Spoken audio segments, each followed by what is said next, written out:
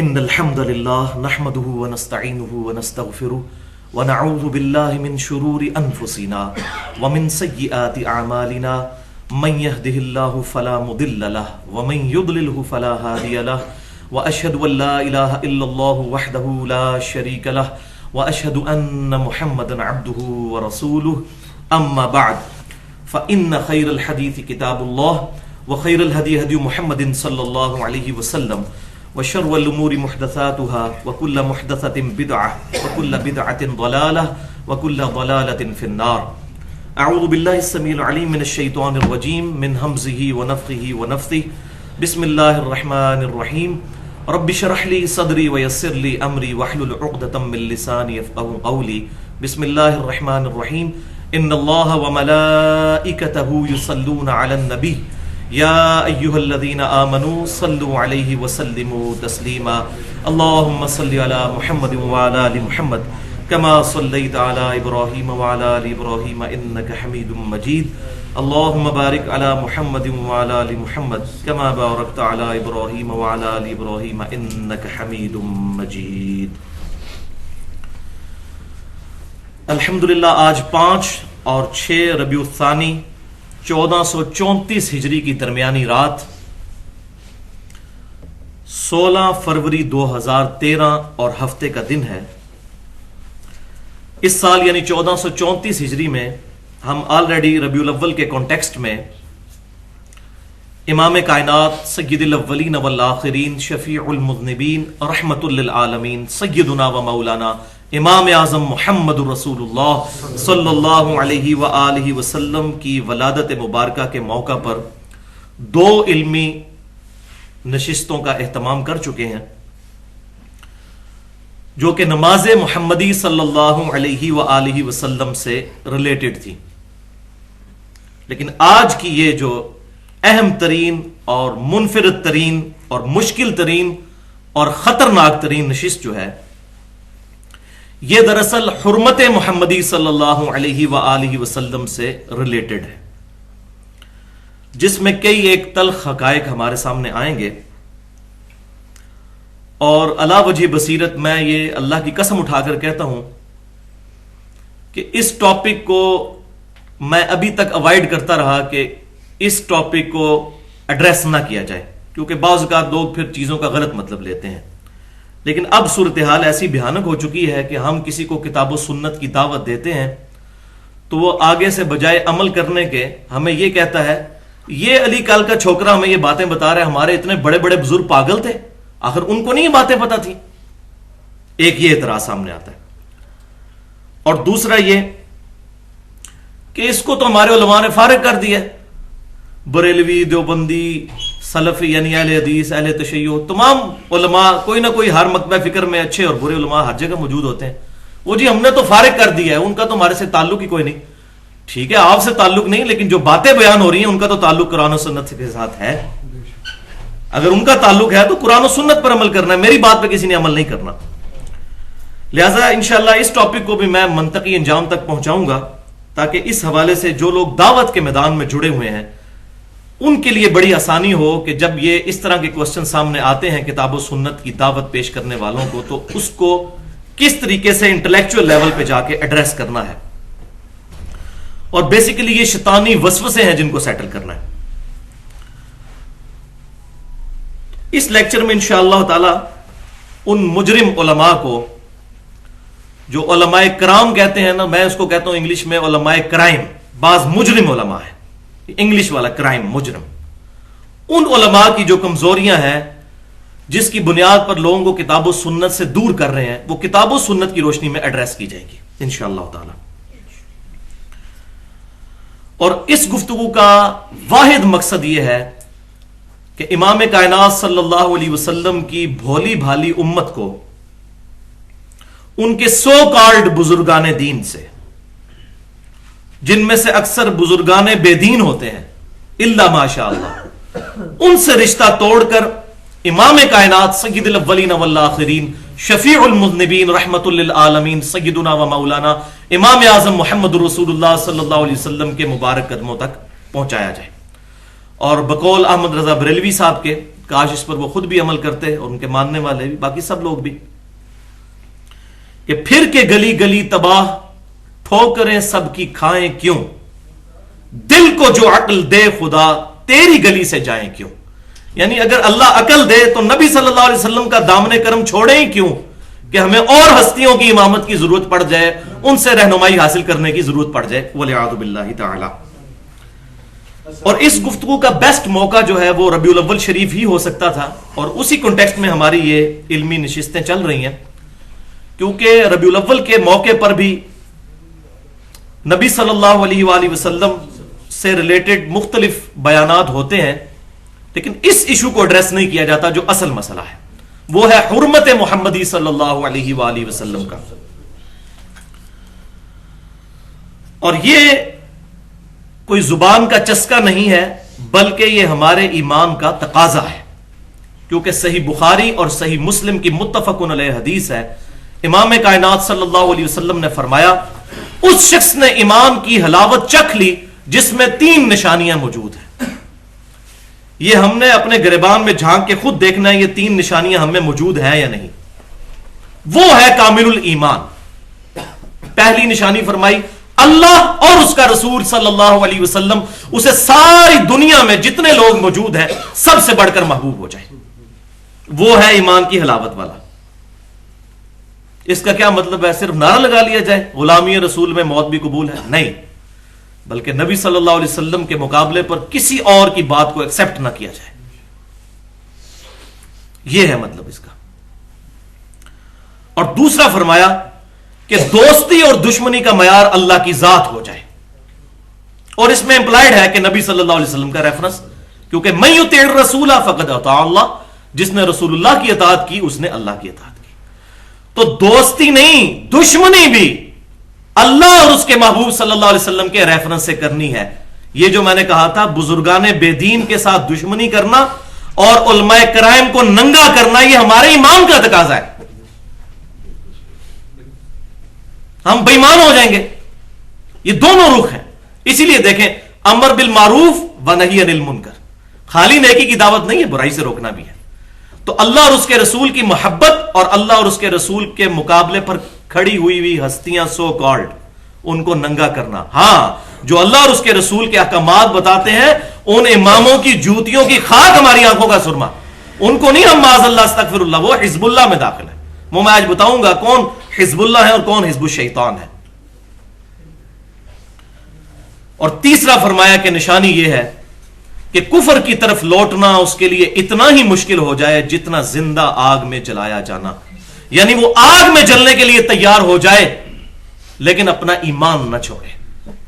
یہ 3 نشانیاں جس میں ہوں گی وہ ہوگا مؤمن، اور اس میں ایمان کی حلاوت بھی، مٹھاس بھی اس کی وہ محسوس کرے گا. بخاری اور مسلم دونوں کی متفق علیہ حدیث. تو بھائیو ہمارے آج کا جو ٹاپک ہے اس کا عنوان ہے فرقوں کے بزرگوں کی اندھا دھند پیروی کا انجام اور اس کا علاج. فرقوں کے بزرگوں کی اندھا دھند پیروی کا انجام اور اس کا علاج. فرقوں کے بزرگوں کی اندھا دھند پیروی کا انجام اور اس کا علاج. اور علاج کیا ہوگا؟ وہ ہوگا اینٹی وینم سے، جس کو میں پنجابی میں کہتا ہوں پھکی، اور اردو میں الزامی جواب، اور انگلش میں کہتے ہیں اس کو فلسفی کی جواب میں لاجیکل آنسر. اینٹی وینم کیا ہے؟ کوبرا سانپ جب کاٹ جائے تو اس کے وینم کا علاج اینٹی وینم سے ہوتا ہے، وہ بھی کوبرے کے زہر سے ہی تیار ہوتا ہے. تو ہوگا زہریلا جواب، لیکن وہ اینٹی وینم سے ہی وینم کا علاج ہو سکتا ہے. وہ کیا علاج ہوگا وہ انشاءاللہ اگلی دفعہ ڈسکس کریں گے. وہ ہوگا ہمارے انڈیا پاکستان کے چند مشہور بزرگ جن کے ساتھ لوگ بڑی عقیدت رکھتے ہیں، ان کی 19 گستاخانہ عبارات کا تحقیقی جائزہ. 19. اور بھائیو اس لیکچر کا نمبر جب بائی چانس آیا 71، کیونکہ یہ لیکچر انشاءاللہ ہمارا اہل سنت پاک.com پر مسئلہ نمبر 71 کے نام سے اپلوڈ ہوگا، تو میں نے پھر قرآن پاک سے اس کی نسبت تلاش کرنی شروع کی. الحمدللہ بڑی پرفیکٹ نسبت ملی کہ ہم جس ایشو کو ڈسکس کرنے جا رہے ہیں یہ مسئلہ ایسا ہے جس کا سولوشن صرف ایک ہے، اور وہ ہے اللہ اور اس کے رسول صلی اللہ علیہ وسلم کی ایبسولوٹ اطاعت، ریلیٹو نہیں، کسی کے نسبت سے نہیں، ایبسولوٹ اطاعت، الحمدللہ۔ اور وہ آیت ہے سورۃ الاحزاب آیت نمبر 71، بسم اللہ الرحمن الرحیم، وَمَن يُطِعِ اللَّهَ وَرَسُولَهُ فَقَدْ فَازَ فَوْزًا عَظِيمًا، مسئلہ نمبر 71 اور آیت نمبر 71 سورۃ الاحزاب کی۔ جو کوئی اللہ اور اس کے رسول کی اطاعت اختیار کرے گا تو بے شک وہی عظیم کامیابی پر فائز ہوا۔ یہ تو ہو گیا اس کا پازیٹو پہلو۔ اب دوسری طرف سے اس ساری گیم میں اللہ اور اس کے رسول کے مقابلے پر عز و جل و صلی اللہ علیہ وسلم چند ہستیوں کو کھڑا کیا گیا ہے، ان کا ذکر بھی 71 نمبر آیت میں ہی موجود ہے، اور وہ 71 نمبر آیت ہے سورۃ الاعراف کی آیت نمبر 71۔ سورہ نوح کے اندر پارہ نمبر 29 میں ڈیٹیل کے ساتھ ذکر ملتا ہے کہ نوح علیہ السلام کے مقابلے پر 950 سال تک جو لوگ کھڑے ہوئے، ان کا سٹانس کیا تھا کہ انہوں نے 5 ان کے بزرگ تھے جو اولیاء اللہ ہی تھے، لیکن بعد میں ان کے ناموں پر بت کھڑے کر لیے گئے، ان کے مقابلے پر نوح علیہ السلام کو وہ سمجھتے تھے، اور وہ کہتے تھے کہ ہم ان 5 بتوں کو نہیں چھوڑیں گے۔ وہ بیسیکلی 5 بزرگ تھے، ان کے نام بھی سورہ نوح کے اندر آئے ہیں۔ ایک کا نام آیا ود، دوسرا سواع، تیسرا یغوث غوث مددگار، یہ دیکھ لیں وہی الفاظ آج کل بھی چل رہے ہیں، یعوق اور نصر، یہ 5۔ ان کا ہم ان 5 بزرگوں کو نہیں چھوڑنے والے، چاہے اللہ کا پیغمبر کہتا رہے۔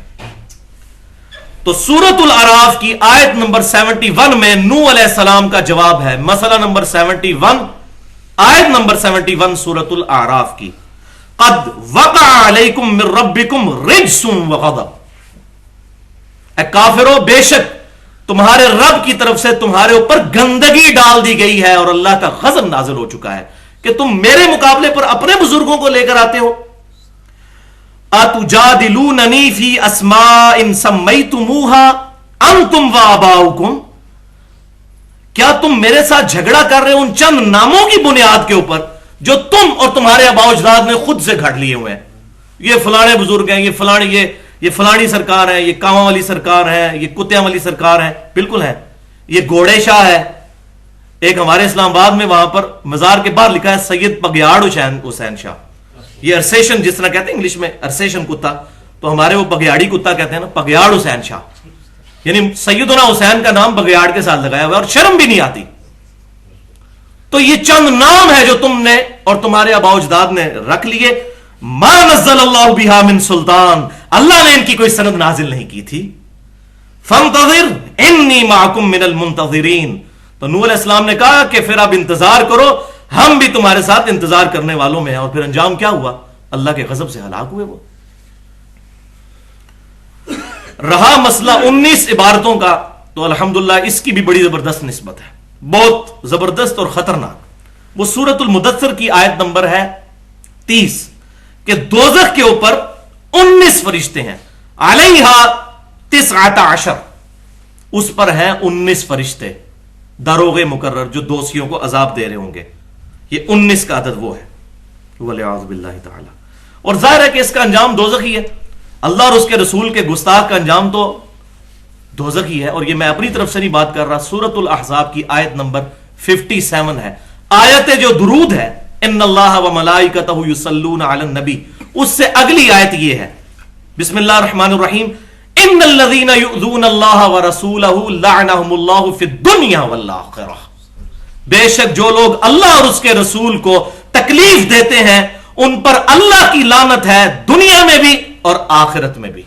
اللہ اور اس کے رسول کو تکلیف دینا، ان کی گستاخی کرنا، ان کے احکامات کے مقابلے پر کسی اور کو کھڑا کرنا، اور دنیا اور آخرت میں عذاب۔ اور پھر یہی تسلی نہیں ہوئی، یہاں پر غصہ ٹھنڈا نہیں، وَأَعَدَّ لَهُمْ عَذَابًا مُهِينًا، اور ایسے لوگوں کے لیے ہم نے بڑا سجا کے تیار کر رکھا ہے ذلیل و خوار کر دینے والا عذاب، عذابًا مُهِينًا، ذلت امیز عذاب، اعد لهم، بڑا تیاری کے ساتھ وہاں پر مہمان نوازی ہوگی ان گستاخوں کی، والعیاذ باللہ تعالی۔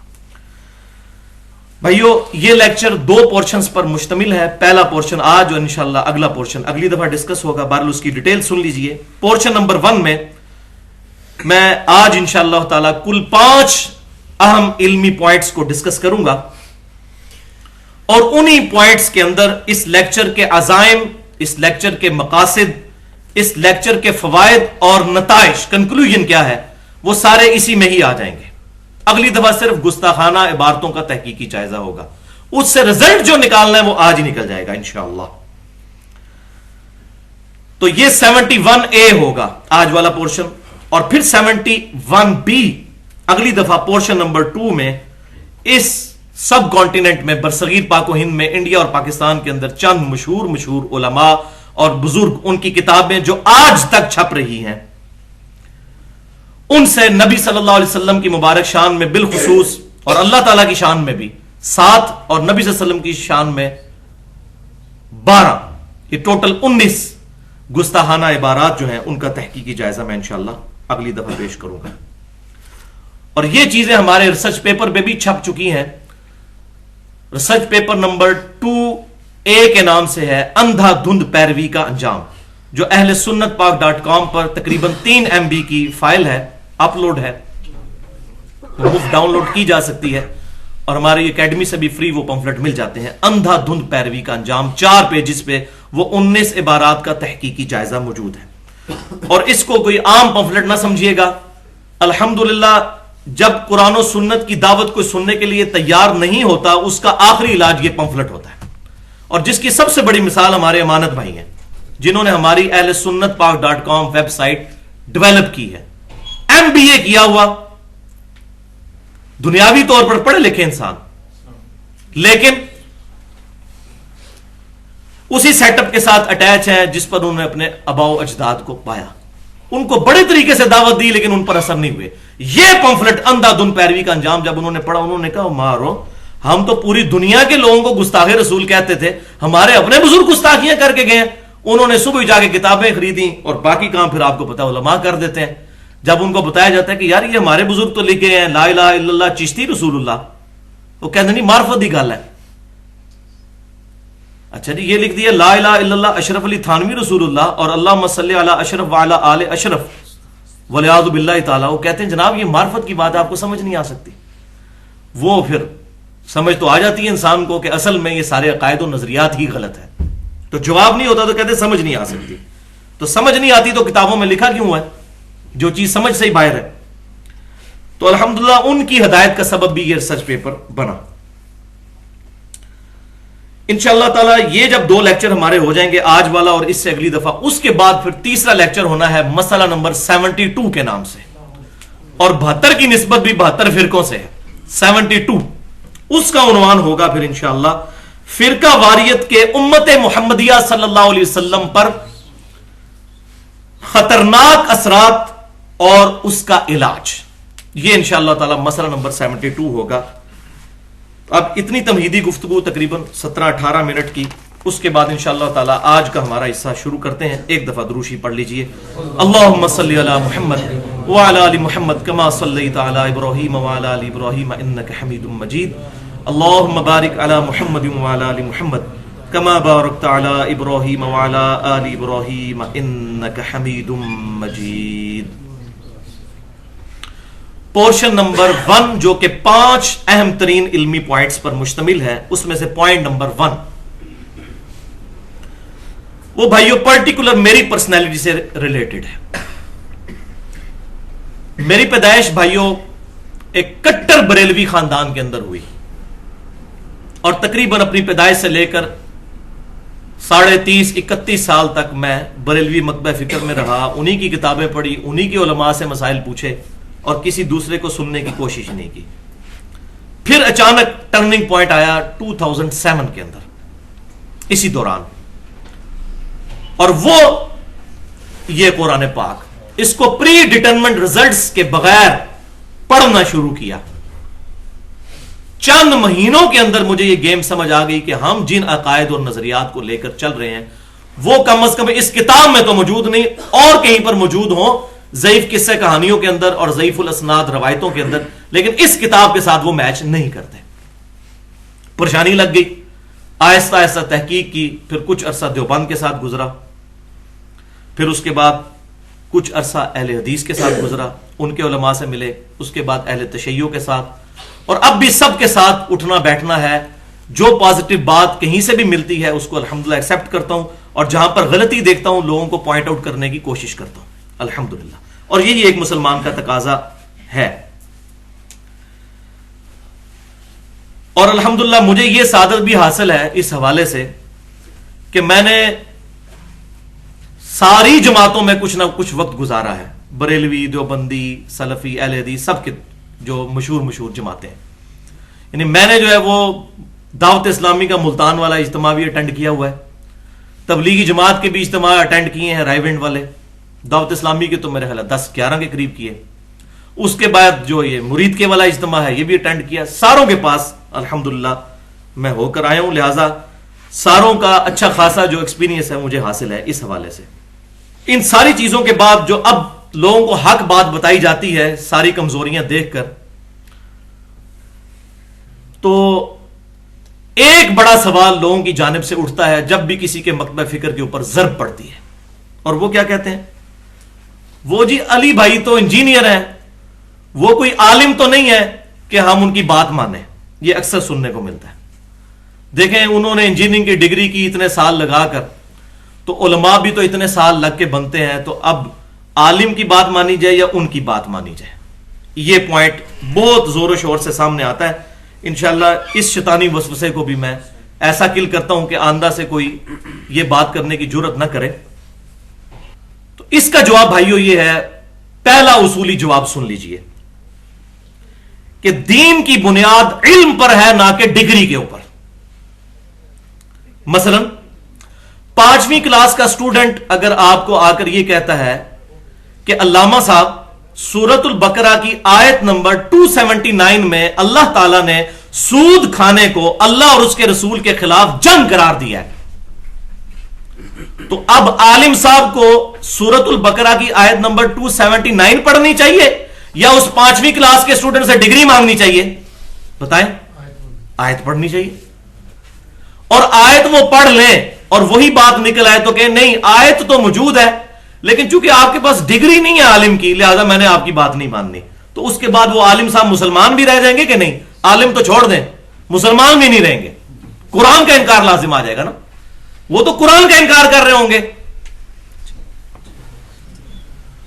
دوسری بات، اسلام میں یہ دوسرا اصولی جواب ہے، ڈکشنری از آلویز اتھارٹی، بلکہ پوری دنیا میں بٹ کے سپیلنگ BUT بٹ ہیں یا BAT بٹ، یہ ڈکشنری فیصلہ کرے گی۔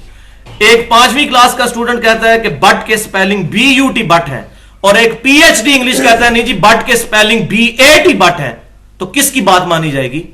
جس کے سپیلنگ ڈکشنری کے ساتھ مل جائیں گے۔ تو اور ہماری ڈکشنری کتاب اللہ اور سنت رسول ہے عز و جل و صلی اللہ علیہ وسلم۔ اس کی PhD کی ڈگری اس کی غلطی کو جسٹیفائی نہیں کر سکے گی، تو بات وہی مانی جائے گی جو کتاب و سنت میں لکھی ہو۔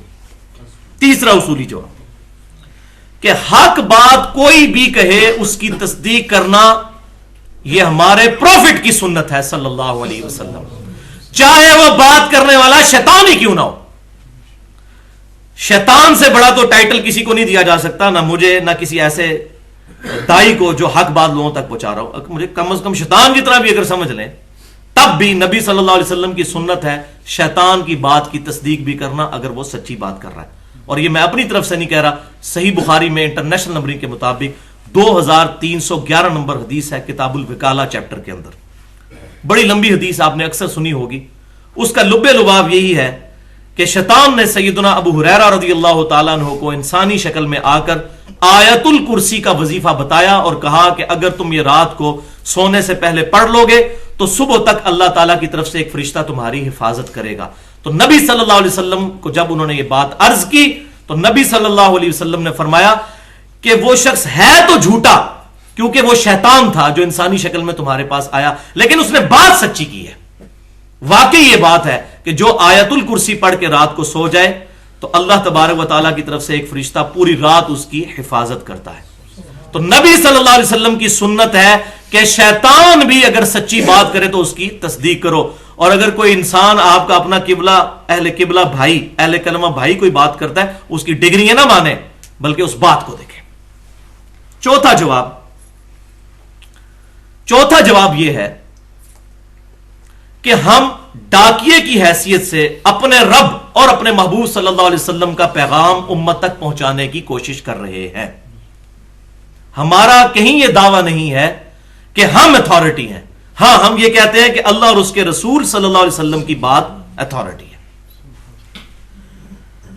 تو اگر کوئی اللہ اور اس کے رسول صلی اللہ علیہ وسلم کی بات کا انکار کرتا ہے تو وہ ہمارا انکار نہیں کرے گا بلکہ اللہ اور اس کے رسول کا انکار کرے گا، معاذ اللہ، استغفر اللہ۔ علماء نے کتاب اللہ کے ترجمے بھی کر دیے، صحیح بخاری اور صحیح مسلم کے بھی ترجمے آ چکے، باقی احادیث کی کتابوں کے بھی ترجمے آ چکے۔ یہ علماء نے ترجمے کیا اپنے پرسنل نوٹس بنائے تھے؟ نہیں، بلکہ یہ ترجمے عوام کے لیے انہوں نے چھاپے۔ ان کو تو عربی آتی ہے، ویسے یہ بھی ان کا زوم ہے، عربی کوئی نہیں آتی۔ قرآن پاک سامنے رکھ کے اگر ان کو بیچ میں سے کوئی صفحہ کھول کے پوچھے نا کہ اس کا ترجمہ کریں تو آدھے سے زیادہ نہیں کر سکیں گے۔ یہ بھی آپ کو دھوکہ ہی دیا ہوا انہوں نے۔ وہ دورہ قرآن اور دورہ حدیث ہی ہوتا ہے آخری سالوں میں، پڑھتے پڑھتے کوئی نہیں ہے۔ بہرحال جس کا دعویٰ ہے کہ عربی آتی ہے، تو یہ ترجمے جو ان کے بڑے بڑے علماء نے کیے، کیا یہ نوٹ کمانے کے لیے کیے کہ ہاں جی یہ کتابیں بکیں اور ہم پیسے کمائیں؟ پھر یہی مسئلہ ہے۔ اگر عوام کے لیے کیے ہیں تو اپنا ترجمہ تو مانے، بریلوی احمد رضا بریلوی صاحب کا، پیر کرم شاہ صاحب کا ترجمہ تو مانے، دیوبندی اشرف علی تھانوی صاحب کا ترجمہ تو مانے، اہل حدیث جو ہے وہ جونا گڑی صاحب کا ترجمہ تو مانے، اہل تشیع جو ہے وہ سید فرقان علی شاہ صاحب کا ترجمہ تو مانے، اپنے ترجمے تو مانے نا۔ اگر انہی ترجموں سے ہم ان کو وہی بات دکھاتے ہیں، آپ تو کوئی جھگڑا ہی نہیں رہ گیا کہ یہ اپنی طرف سے ترجمے کرتا ہے۔ تو اصل مسئلہ یہ نہیں ہے، اصل مسئلہ انہوں نے ماننا ہی نہیں ہے۔ اور وہی ہے پانچواں اصولی جواب کہ یہ سارے بہانے ہیں کہ جی یہ علماء کی ڈگری چاہیے اور فلاں عالم ہوگا تو اس کی بات مانیں گے۔ اگر یہی بات ماننے والے ہوتے تو اپنے مکتبہ فکر کے علاوہ جو باقی علماء ہیں ان کی بھی تو بات مانتے۔ ان کے بارے میں تو اتنی زبان کھول کر کامنٹس پاس کرتے ہیں کہ انسان حیران ہو جاتا ہے کہ یہ علماء کی لینگویج ہے۔ شیطان سے کم ٹائٹل نہیں دیتے۔ حسام الحرمین پڑھے احمد رضا بریلوی صاحب کی، انہوں نے دیوبند کے علماء کو لکھا ہے کہ یہ شیطان کے دم چھلے ہیں۔ اور اس کے جواب میں جب دیوبندیوں نے کتاب لکھی المحند المفند 1906 کے اندر، حسام الحرمین 1905 میں لکھی گئی، 1906 میں، اس میں 35 علماء دیوبند نے سائن کیے جن میں اشرف علی تھانوی صاحب بھی شامل ہیں، اور اس میں انہوں نے لکھا کہ احمد رضا بریلوی صاحب اور ان کے سارے پیروکار یہ شیطانی لشکر ہے جو ہم پہ حملہ آور ہو گیا۔ یہ ہے ڈگریوں کا حال۔ ان کو اس وقت احمد رضا بریلوی صاحب کا علم نظر نہیں آیا جو اس وقت کے صوفی حرمین کے جو علماء تھے، کئی علماء نے ان کو 14ویں صدی کا مجدد ڈکلیئر کر دیا تھا اس وقت احمد رضا بریلوی صاحب کو، ان کو بھی پتا ہے، لیکن اس وقت ان کو وہ نہیں نظر آیا کیونکہ اپنے علماء کو ماننا دوسروں کو مانتا ہی نہیں ہے۔ تو یہ ڈگری شگری والے صرف بانے، آپ ڈگری بھی لے کر آ گئے تو تب یہ کہیں گے آپ نے ہمارے مکتبہ فکر کی ڈگری نہیں لی ہے، اور اگر ان کے مکتبہ فکر کی ڈگری ہوگی اور آپ ان کے خلاف بات کریں گے تو کہیں گے ڈگری تے پڑھی سی نے، پڑھا تے ہے سی پر بعد ہی دماغ خراب ہو گیا تھا، یعنی پڑھا تو اس نے ہم سے ہی ہے لیکن بعد میں اس کا دماغ چل گیا۔ تو اس کا کوئی جواب نہیں ہے، کیوں کہ یہ وہ ان کو پنجابی میں جو محاورہ بولا جاتا ہے، نہ کھیڈاں گے نہ کھیڈن دیاں گے، ان کا مقصد یہ نہیں ہے، نہ کھیلیں گے نہ کھیلنے دیں گے۔ اور دوسرا محاورہ جو ہے دل بےمان تے حجتاں ٹیر، اگر کسی کے دل میں بےمانی گھس چکی ہوئی ہے اس کے لیے دلائل بہت زیادہ ہیں، وہ تو پھر کتاب اللہ کو بھی نہیں مانے گا، وَلِعَوْذُ بِاللَّهِ تعالی۔ تو ان کا اصل مقصد جو ہے، اصل جو ان کا مسئلہ ہے وہ یہی ہے کہ یہ اپنے بزرگوں کے علاوہ، اپنے علماء کے علاوہ کسی کی بات کو ماننے کے لیے تیار ہی نہیں ہے۔ اور ابھی ریسنٹلی جو یہ واقعہ ہوا ہے، یہ تو پوری دنیا میں، پرانی کتابوں کو تو یہ جان چھڑا لیں گے، پوری دنیا نے ٹی وی پہ دیکھا ہے کہ ایک دیوبندی عالم جو ہمارے ملک کے اندر، پاکستان کے اندر بہت بڑے ایک سیاسی لیڈر بھی ہیں، فضل الرحمان صاحب، انہوں نے ڈاکٹر طاہر القادری صاحب جو کہ بریلوی مکتبہ فکر کے عالم ہیں، ان کو ٹی وی پر کہا ہے کہ یہ طاہر الپادری ہیں، طاہر القادری نہیں ہے۔ ان کو نہیں نظر آیا کہ ڈاکٹر طاہر القادری صاحب پی ایچ ڈی ہیں اور پنجاب یونیورسٹی کے ایم اے اسلامیات کے وہ ٹاپر ہیں، اور احادیث کی ان کی کئی کتابیں دنیا کی کئی یونیورسٹیز میں پڑھائی جا رہی ہیں، اتنے بڑے لیول کا ایک عالم ہے اپنے مکتبہ فکر کا، ان سے اختلافات اپنی جگہ، لیکن وہ ان کو طاہر الپادری کہہ رہے ہیں۔ اور کہتے ہیں یہ مسلمانوں کا جے سالک ہے جو عیسائی ہے. تو یہ مسئلہ ان کا کچھ اور ہے, مسئلہ ہے فرقہ واریت. مفتی منیب الرحمان صاحب جب تک بریلوی مکتب فکر کے چونکہ عالم ہیں, جب تک وہ ہماری روحت ہلال کمیٹی کے چیئرمین ہیں, پشاور کے دیوبندیوں نے چاند کو غلط ہی کہنا ہے. ہاں, ان کے دیوبندیوں میں سے کوئی عالم لا کے بٹھا دیں گے اس سیٹ کے اوپر, پھر ہو سکتا ہے بریلوی چاند کو غلط کہنا شروع کر دیں. یہ ساری کی ساری گیم جو ہے فرقہ واریت کی لعنت چل رہی ہے. وہ انشاءاللہ میں مسئلہ نمبر 72 2 ہفتے بعد بیان کروں گا کہ ساری گیم کیسے چل رہی ہے. تو یہاں پر میں 2 ننگے جملے بولنے لگا ہوں, یہ 2 جملے یاد رکھیے گا. نمبر 1, بھائیوں قادیانی صرف اس لیے کافر ہے کہ ہم قادیانیوں کے گھر نہیں پیدا ہوئے. اگر ہمارے ماں باپ قادیانی ہوتے ہم ڈیفینیٹلی قادیانی ہوتے. اگر ڈاکٹر طاہر القادری صاحب قادیانیوں کے گھر پیدا ہوتے تو ان کے نزدیک قادیانی مسلمان اور غیر قادیانی کافر ہوتے. اگر طارق جمیل صاحب جو تبلیغی جماعت کے ہیں یہ قادیانیوں کے گھر پیدا ہوتے تو ان کے نزدیک تبلیغی جماعت والے غیر مسلم اور قادیانی مسلمان ہوتے. اسی طریقے سے اہل تشیع کے ساجد نقوی صاحب اگر قادیانیوں کے گھر پیدا ہوتے تو ان کے نزدیک قادیانی مسلمان ہوتے اور اہل تشیع کافر ہوتے. اسی طریقے سے اہل حدیث میں سے حافظ سعید صاحب یا ساجد میر صاحب اگر یہ قادیانی کے گھر پیدا ہوتے کسی تو ان کے نزدیک اہل حدیث کافر ہوتے. سیدھی سی بات ہے, یہ کسی کو بری لگے یا اچھی لگے. اور یہی لوگ سارے کے سارے ایران میں پیدا ہوئے ہوتے تو سنیوں کو غلط سمجھ رہے ہوتے اور اہل تشیع کو صحیح سمجھ رہے ہوتے, اور ایران کے علماء یہاں پیدا ہوئے ہوتے تو اہل سنت کو صحیح سمجھ رہے ہوتے, ان کو غلط سمجھ رہے ہوتے. یہ ٹوٹل گیم چل رہی ہے. جس گھر میں پیدا ہوتے ہیں, جس محلے کی مسجد میں پیدا ہوتے ہیں, اس کے پاس اس کے ساتھ ان کی اٹیچمنٹ ہے. یہ ان کی تحقیق ہے جو یہ کہتے ہیں اتنے بڑے بڑے علماء پاگل ہیں. تحقیق ان کی اصل میں یہ ہے کہ انہوں نے آنکھ کہاں پر کھولی ہوتی ہے. ہمارے جیسے لوگ بہت کام ہیں جو ریورٹ ہو کے آتے ہیں, اور جب وہ آتے ہیں وہ پھر حق بات کرتے ہیں, پھر وہ کسی مکتب فکر کا خیال نہیں رکھتے. تو یہ قادیانی والا مسئلہ. اور دوسرا کہ اگر صرف ڈگری دلیل ہو کسی بندے کے عالم ہونے کی تو بریلوی دیوبندی اور سلفی یعنی اہل حدیث کے علماء تو 8 سال میں درس نظامی کرتے ہیں, اور اہل تشیع کے علماء قم یونیورسٹی ایران سے 17 سال میں عالم بن کے آتے ہیں. تو پھر 17 سال والے عالم کو ماننا چاہیے نا, 8 سال والے کو نہیں ماننا چاہیے. نہیں, ان کو تو ہمارے علماء نے کافر قرار دے دیا. ان سے پوچھیں گے کہ جی ان کو ہمارے علماء نے گمراہ قرار دے دیا. تو یہ سارے کے سارے معاملات چل رہے ہیں. اگر یہ عالم اور ڈگریوں والا چکر ہو تو جو 17 سال میں ڈگری لے کے آتا ہے اس کی بات مانی جائے, پھر کہیں گے نہیں دلائل پہ, تو بات وہیں پر آئے گی. یہاں پہ یہ بھی بات یاد رکھیے بھائیوں, اگر ایک قادیانی پوری زندگی صرف قادیانی علماء سے ختم نبوت سمجھتا رہے, اس کو کبھی بھی ختم نبوت سمجھ نہیں آئے گی. اس کو باقیوں کے پاس جانا پڑے گا. بالکل اس طریقے سے ایک بریلوی ہے, ایک دیوبندی ہے, اہل حدیث ہے, جب تک وہ صرف اپنے علماء کی بات سنے گا, دوسرے کی بات کو سنے گا نہیں اور کہے گا علماء نے فارغ کر دیا ہے, تو قیامت والے دن اللہ تعالیٰ کی بارگاہ میں یہ جواب دے گا کہ یا اللہ مجھے اس لیے مسئلہ سمجھ نہیں آیا کہ ہمارے علماء نے ان کو فارغ کر دیا ہوا تھا, اس لیے میں نے ان کی بات نہیں سنی. تو کیا ایک قادیانی کا یہ عذر قبول ہو جائے گا؟ نہیں ہوگا. تو قادیانیوں پہ نہ رکیں, اپنے اوپر بھی لائیں نا. ہم جہاں جہاں پیدا ہوئے ہیں ہمیں دلائل کے ساتھ یہ بات پتہ ہونی چاہیے کہ ہمارا کون سا عقیدہ حق پر ہے اور کون سا باطل پہ ہے. وَلِعَاذُ بِاللَّهِ تَعَالَى. بھائیو, میں نے تمام مکاتب فکر کو سٹڈی کیا ہے اور علا وجہ بصیرت یہ کہتا ہوں کہ ہر جگہ خیر کا کچھ نہ کچھ عنصر موجود ہے, اور ماشاءاللہ شر بھی تھوک کے حساب سے ہر مکتب فکر میں موجود ہے. شر کی بھی کمی نہیں ہے. اور اس کے پیچھے سب سے بڑی ریزن اس شر کو پھیلانے کی وہ ہے بھائیو روٹی. جس کا دین روٹی کے ساتھ جڑا ہوا ہے وہ کبھی بھی حق بات نہیں کر سکے گا. یہ آج جو یہ کہتے ہیں نا جی اتنے بڑے بڑے علماء مسئلہ بتا رہے ہیں, اور مسئلہ تو بھائی بتائیں گے, مسجد کمیٹی سے مار کھانی ہے. ایک بریلوی اور دیوبندی عالم نے اگر وہ بخاری اور مسلم سے نماز کا طریقہ پڑھ کے سنا دے جمعے کے خطبے میں, انہوں نے کہنا یہ تو فارغ ہو گیا. ایک اہل حدیث اگر جمعہ پڑھا دے کہ آندہ سے کوئی شخص ننگے ساتھ نماز نہیں پڑھے گا, نماز تو ہو جاتی ہے لیکن افضل یہی ہے, تو کمیٹی نے کہنا جناب یہ تو بریلویاں نہیں گلنا شروع کرتی ہیں انہوں نے. اسی طریقے سے اہل تشیع کا کوئی عالم ممبر پر چڑھ کر یہ کہہ دے کہ جب سیدنا و مولانا علی رضی اللہ تعالیٰ عنہ نے خوارج جو کہ حضرت علی کو کافر کہتے تھے، ان کے جنازے بھی خود پڑھائے ہیں، ان کو اپنے ہاتھوں سے دفنایا ہے اور جنازے میں ان کے لیے دعائیں مغفرت کی ہے. تو صحابہ کرام علیہم رضوان ان کا تو مرتبہ بہت اونچا ہے، ان کے لیے دعائیں مغفرت کرنی چاہیے. چاہے جائے کہ ہم ان کے بارے میں گالی گلوچ کریں تو کہیں گے جس کا تو دماغ خراب کر دیا کسی سنی نے. تو اس کو نظر آئے گا کہ اب مجھے ممبر سے اتارا تو میرے بچوں کا کیا بنے گا.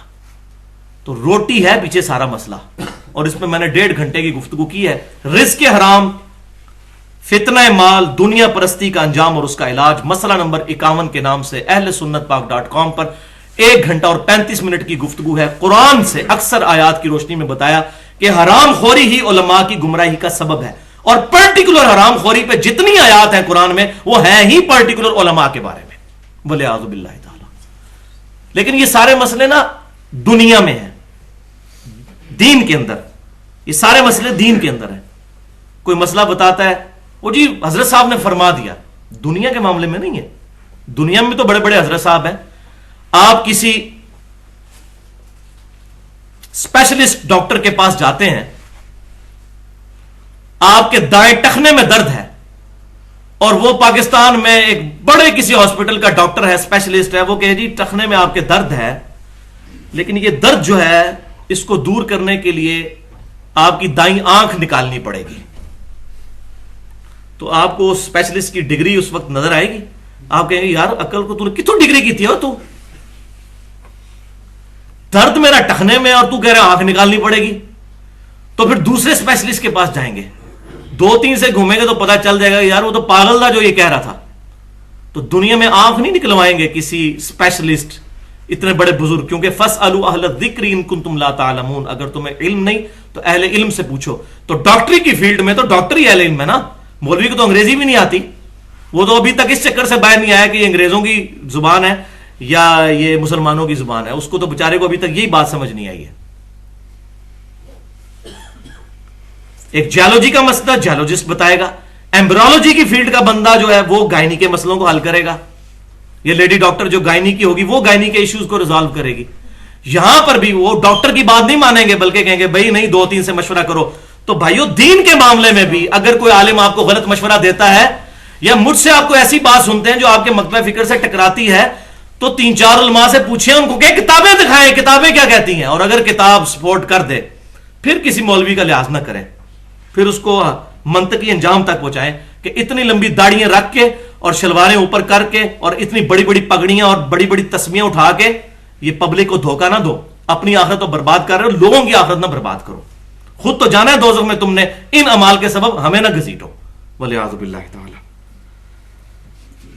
تو بھائیو جس کی روٹی دین کے ساتھ نہیں لگی وہی آپ کو حق بات بتائے گا. یہ میری بات پلے باندھ دیں. الحمدللہ فی الوقت تو میں اپنی ذات کے لیے دین سے 1 روپیہ کمانا بھی حرام سمجھتا ہوں، اور یہی بات ہے کہ مجھے کوئی پرواہ نہیں، میں نے حق بات کرنی ہے انشاءاللہ تعالی. اور میں اس ویڈیو کی وساطت سے بھی اور آپ لوگوں سے بھی ریکویسٹ کرتا ہوں کہ سب میرے لیے دعا کریں کہ وہ دن، کہ جس دن مجھے یہ خیال بھی آئے کہ مجھے اپنا سورس آف انکم دین بنانا ہے، اس سے 1 دن پہلے ہی اللہ تعالیٰ مجھے ایمان و عافیت کے ساتھ مدینہ شریف میں موت دے دے اور جنت البقیع میں مدفن نصیب کرے.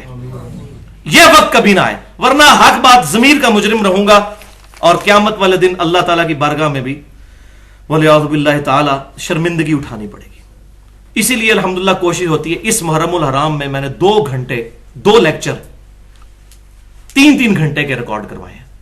ایک لیکچر تھا 55B کے نام سے وصی رسول کون ہے اور حدیث قرطاس.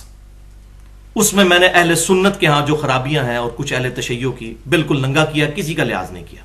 اور دوسرا مسئلہ نمبر 66A جس میں نے اہل تشیع کے ہاں جو خرابیاں پائی جاتی ہیں محرم کے حوالے سے ان کو ایڈریس کیا. جو ان کی جائز بات ہے اس کو مانا ہے، جو غلط بات ہے اس کو ایڈریس کیا. تو ایک دائی کو یہی چاہیے کہ وہ پری ڈیٹرمنٹ ریزلٹس کے بغیر حق بات کرے.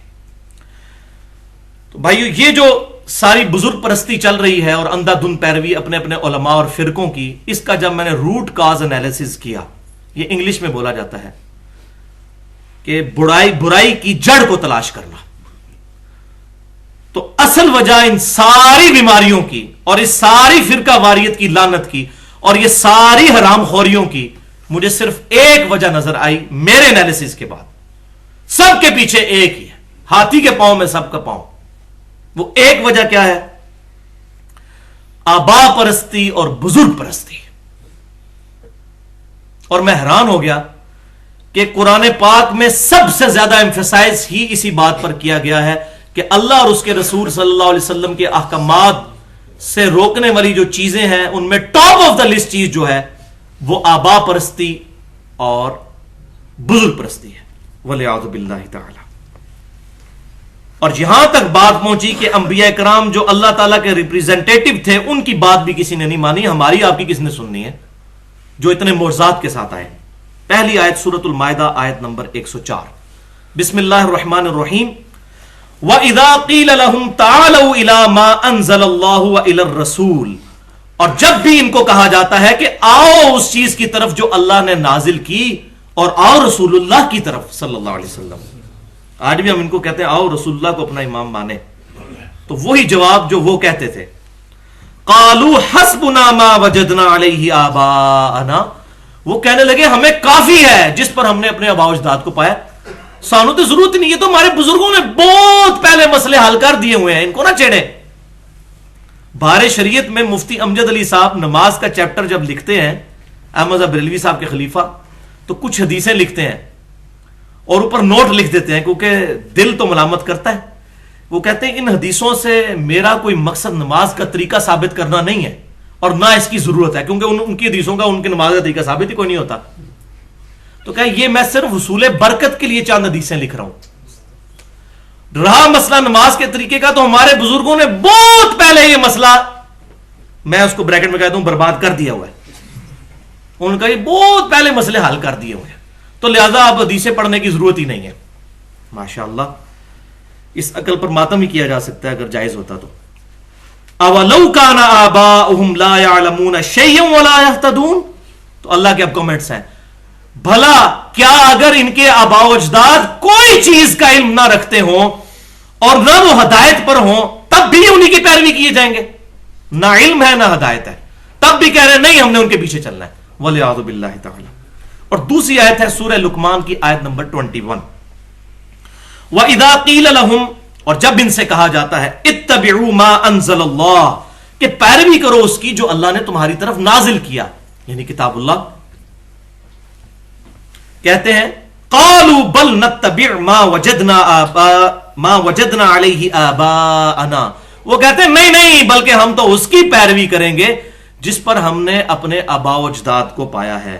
اب اللہ تعالیٰ کی طرف سے گاڑا فتویٰ ہے، اولو کان الشیطان یدعوہم الی عذاب السعیر، کیا بھلا اگر شیطان ان کو دوزخ کے عذاب کی طرف بلا رہا ہو اپنے بزرگوں کے پیچھے چلنے کی وجہ سے، تب بھی اپنے بزرگوں کے پیچھے ہی چلتے جائیں گے. اب دیکھ لیں، یہ دوزخ کا فتویٰ میں نے نہیں لگایا. وہی بات ہے کہ اگر ایک قادیانی پوری زندگی قادیانی علماء سے ختم نبوت پوچھتا رہے گا، اس کو کب ختم نبوت سمجھ آئے گی؟ باقیوں سے پوچھنا ہوگا. اسی طریقے سے ایک بریلوی، دیوبندی، سلفی، اہل حدیث یا اہل تشیع کو بھی باقیوں کی بات سننی ہوگی، تبھی تو پتہ چلے گا ہمیں کہاں پر غلطی لگی اور دوسرے کہاں پر غلط ہیں یا درست ہیں. علمی پوائنٹ نمبر 2. بھائیو، اب الحمدللہ قرآن کی ان آیات کی روشنی میں ہمیں ایک بات تو بالکل واضح کلیئر ہو گئی کہ اللہ تعالیٰ اور اس کے رسول صلی اللہ علیہ وسلم اور اس کی کتابوں اور وحی کے ساتھ جو مخالفت لوگوں کی سامنے آئی، اس کی واحد وجہ آبا پرستی اور بزرگ پرستی ہے. اب یہاں حیران کن بات ایک اور سامنے آئے گی پوائنٹ نمبر 2 میں، کہ جو آبا پرستی اور بزرگ پرستی ہے، اس کے پیچھے ڈرائیونگ فورس کیا ہے؟ کون اس سارے کے سارے سسٹم کو لے کر چل رہے ہیں؟ تو آپ کو حیرانگی ہوگی کہ انبیاء کرام علیہ السلام کے ماننے والے جو کتابوں کو اور انبیاء کو حق مانتے ہیں، ان کے اندر بھی اس لیول کی گمراہی موجود ہے قرآن کی روشنی میں کہ انہوں نے انبیاء کرام کا انکار کر دیا. انبیاء کے ماننے والوں نے ماننے کے باوجود انکار کر دیا. اور وہ ڈرائیونگ فورس کیا؟ ان کے علماء کرائم، علماء کرام نہیں، مجرم علماء، علماء کرائم. اور یہ بات میں اپنی طرف سے نہیں کر رہا، سورہ التوبہ آیت نمبر 31 اس فلسفے کو بالکل واضح کرتی ہے. अऊज़ु बिल्लाहि मिनश शैतानिर रजीम, बिस्मिल्लाहिर रहमानिर रहीम, इत्तखज़ू अहबारहुम व रुहबानहुम अरबाबम मिन दूनिल्लाह।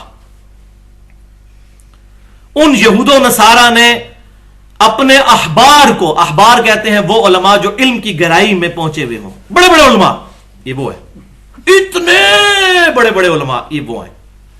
व रुहबानहुम, और राहिब, राहिब कौन? जो सब कुछ छोड़ छा के दुनिया से अलग दूर दराज इलाकों में इबादत में मशगूल हो जाते थे, जिसी की एक बिगड़ी हुई शक्ल हमारे यहां भी तसव्वुफ के अंदर आई। रुहबान, उनको उनके उलमा और उनके रुहबान, अपने बुजुर्गों को उन्होंने अपना रब मान लिया हुआ था अल्लाह को छोड़कर। अब उलमा को रब मान लिया हुआ था अल्लाह को छोड़कर, बुजुर्गों को रब मान लिया हुआ था अल्लाह को छोड़कर। हालांकि वो अल्लाह की तरफ बुलाने वाले हैं, वो बुजुर्ग और वो उलमा, लेकिन वो असल में बुजुर्ग नहीं, वो उलमाए कराम है और बुजुर्गाने बेदीन है। वो उलमाए कराम और बुजुर्गाने दीन नहीं है जिनका जिक्र कुरान में आया। अहले हक हर जमाने में मौजूद रहते हैं, वो इंशाल्लाह मैं आगे बता भी दूंगा। ये उनका जिक्र है, उलमाए कराम, मुजरिम उलमा और बुजुर्गाने बेदीन। इस कॉन्टेक्स्ट में एक हदीस है बड़ी मशहूर, वो पेश की जाती है।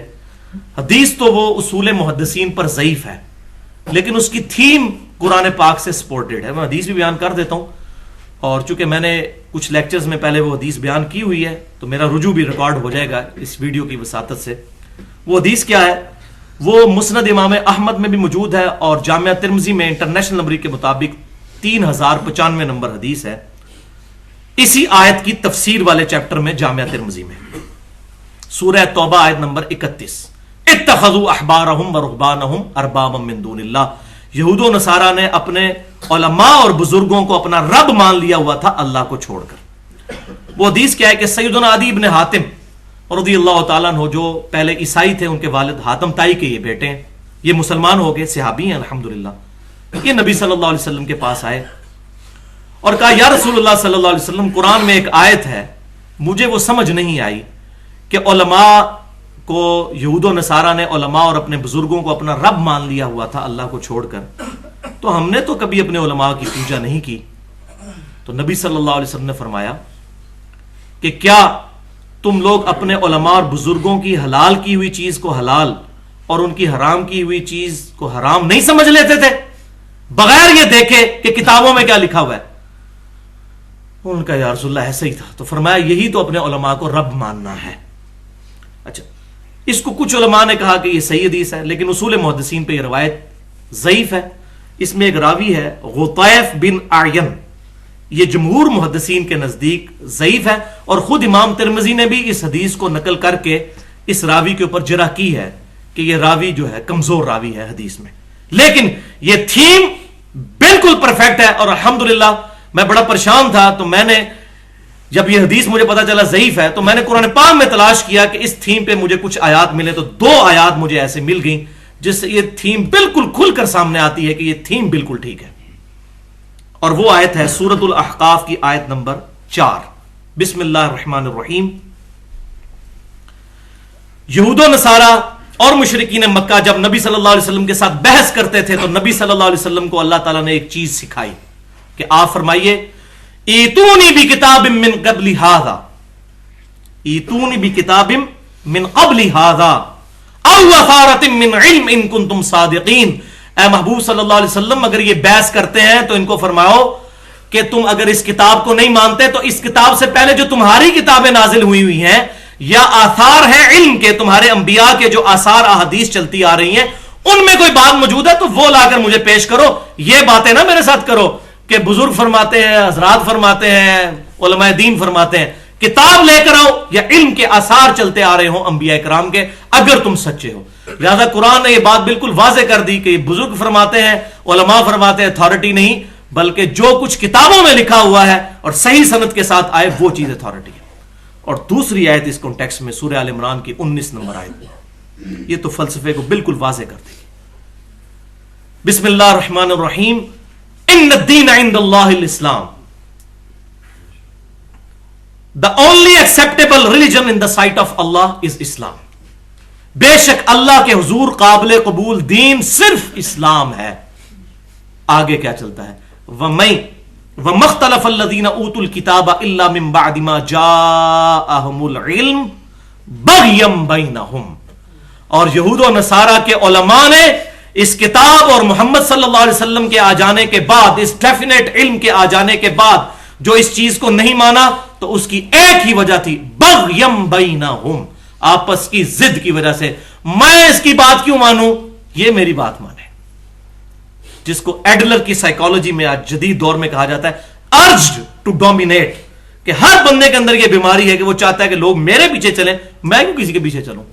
ہاں یہ انبیاء میں یہ بات ضرور ہونی چاہیے، ان کے لیے یہ بیماری نہیں ہے، ان کی تو یہ خاصیت ہے کہ وہ کہیں کہ میرے پیچھے چلو، کیونکہ وہ اللہ کے خلیفہ ہوتے ہیں. ان کے علاوہ کوئی شخص یہ نہیں کہہ سکتا کہ میری پیروی کرو. ہاں شیطان ہو جائے اگر تو علیحدہ بات ہے. ہاں وہ یہ کہہ سکتا ہے کہ میری پیروی اللہ اور اس کے رسول کے احکامات کے اندر اندر کرو، مشروط، ریلیٹو اطاعت، ایبسولوٹ اطاعت نہیں. اگر کوئی ایبسولوٹ اطاعت کہتا ہے اپنی تو وہ بندہ پھر راہ حق سے ہٹ چکا ہے، والعیاذ باللہ تعالی. تو اللہ تعالیٰ فرماتا ہے انہوں نے آپس کی ضد کی وجہ سے نبی صلی اللہ علیہ وسلم کا بھی انکار کیا. کنہوں نے؟ انبیاء کرام کے ماننے والوں نے. ان کی کتابوں میں آج بھی اولڈ ٹیسٹیمنٹ اور نیو ٹیسٹیمنٹ میں ہمارے پروفٹ صلی اللہ علیہ وسلم کی پریڈکشنز موجود ہیں. میں کئی دفعہ پورے ریفرنسز بتا چکا ہوں، ٹائم نہیں ہے. اس کے باوجود انہوں نے بات نہیں مانی.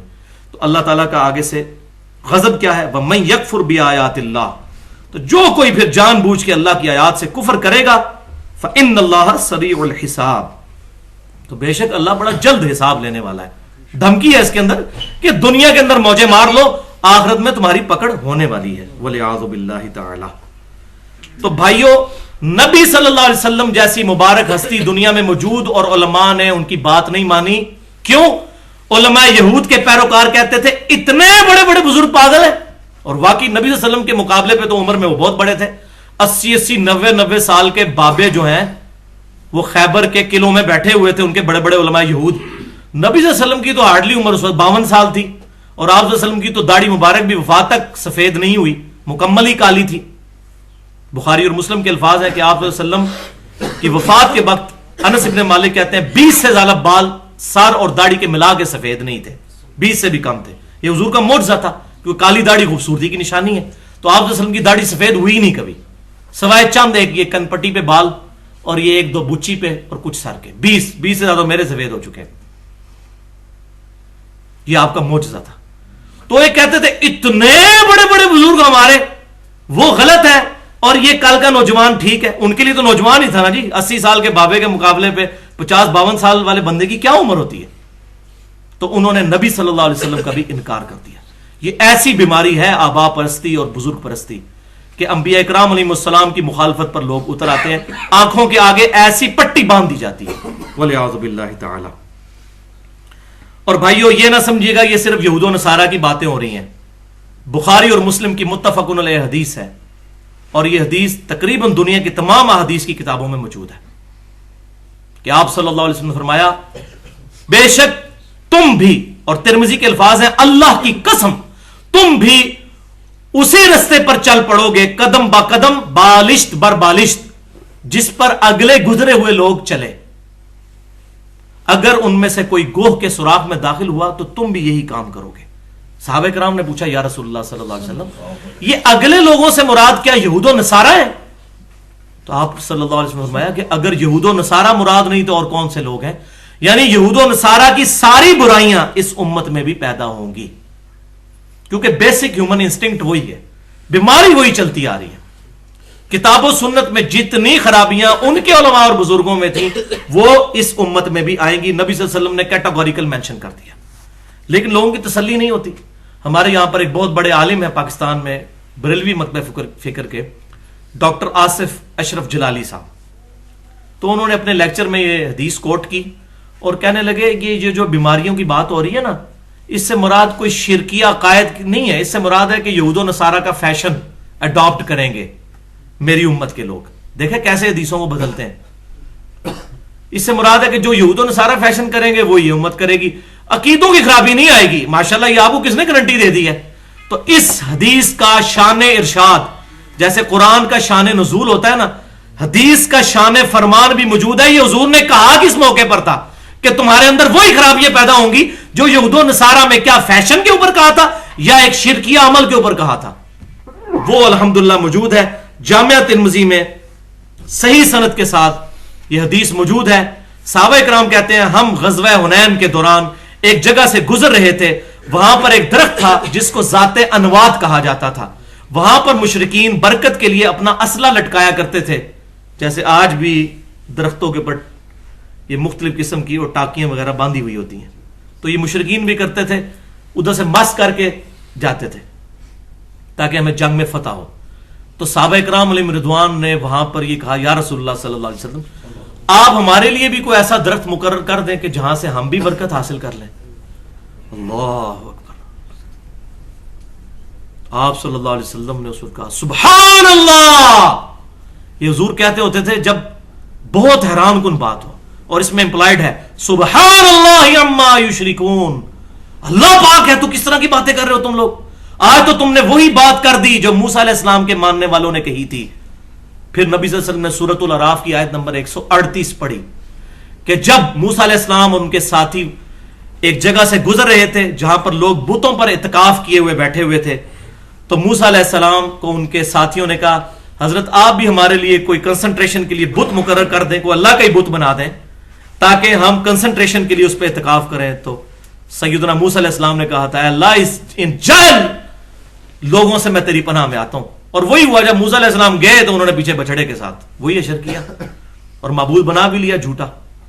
تو نبی صلی اللہ علیہ وسلم نے صحابہ کرام کو کہا تم نے تو وہی بات کر دی جو موسیٰ علیہ السلام کے پیروکاروں نے، وہاں پھر آپ نے ساتھ وہی بات ارشاد فرمائی جو اور بخاری اور مسلم میں ہے، اللہ کی قسم تم میں وہی خرابیاں پیدا ہوں گی جو اگلوں میں پیدا ہوئی تھی۔ تو یہ وہ خرابی کون سی تھی؟ اس پہ ہی میں نے پورا الحمدللہ ایک لیکچر دیا، مسئلہ نمبر 8 کے نام سے، صرف 20 منٹ میں۔ کیا کلمہ گو مسلمان بھی شرک کر سکتا ہے؟ یہ جو فراڈ مچایا ہوا ہے کلمہ گو جو ہو گیا وہ شرک کر ہی نہیں سکتا۔ واقعی جس نے دل سے کلمہ پڑھا وہ شرک نہیں کر سکتا، اس میں کوئی شک نہیں ہے۔ اس کا مطلب کہ کلمے میں فالٹ ہے اگر کلمہ پڑھ کے بھی کوئی شرک کر رہا ہے، والعیاذ باللہ تعالی۔ مولویوں کے ہتھے چڑھ جائے تو پھر بیڑا غرق ہے۔ علمی پوائنٹ نمبر 3، الحمدللہ قرآن و سنت کے دلائل میں یہ بات بالکل واضح ہو گئی کہ اس دنیا میں گمراہی کی سب سے بڑی وجہ آبا پرستی، بزرگ پرستی، علماء کی اندھا دھند پیروی ہے بغیر دلیل کے۔ لیکن یہ معاملہ دنیا تک نہیں ہے صرف، اگر دنیا میں نقصان ہونا ہوتا تو خیر تھا، 40-50 سال کی کسی زندگی برباد کر دی کسی کی، خیر ہے، لیکن بھائیو اس سے اربوں خربوں سال کی ہمیشہ کی زندگی ان علماء کی وجہ سے برباد ہونے والی ہے۔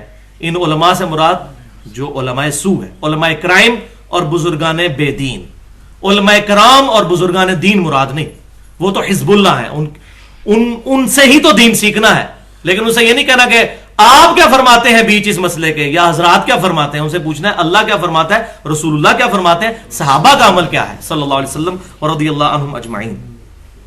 اب بھائیو آخرت میں جو انجام ہونے والا ہے یہ الحمدللہ یہ اتنی انٹلیکچوئل گفتگو ہے کسی بندے کے لیے، میں سمجھتا ہوں یہ بنیادی گفتگو ہے یہ مسئلہ سمجھانا کہ یہ علماء کے پیچھے چل کے آخرت برباد ہونے والی ہے، اور قرآن پاک میں کیٹیگوریکل مینشن ہے، 2 مقامات، ویسے تو درجنوں ہیں لیکن 2 امپورٹنٹ ترین ایپیکس جو ہیں وہ میں نے چوز کیے ہیں۔ پہلا ہے سورۃ الفرقان کی آیت نمبر 27 سے 30 تک، بسم اللہ الرحمن الرحیم، وَيَوْمَ يَعُضُّ الظَّالِمُ عَلَى يَدَيْهِ، اس دن ظالم شخص اپنا ہاتھ چبا کے منہ میں ڈالے گا، ایسا حیران ہوگا یہ کیا ہے، بزرگوں کے پیچھے میں رگڑا گیا، میں نے تو یہ سمجھا تھا انہوں نے مجھے چھڑانا ہے، یہ تو خود ہی ادھر جا رہے ہیں۔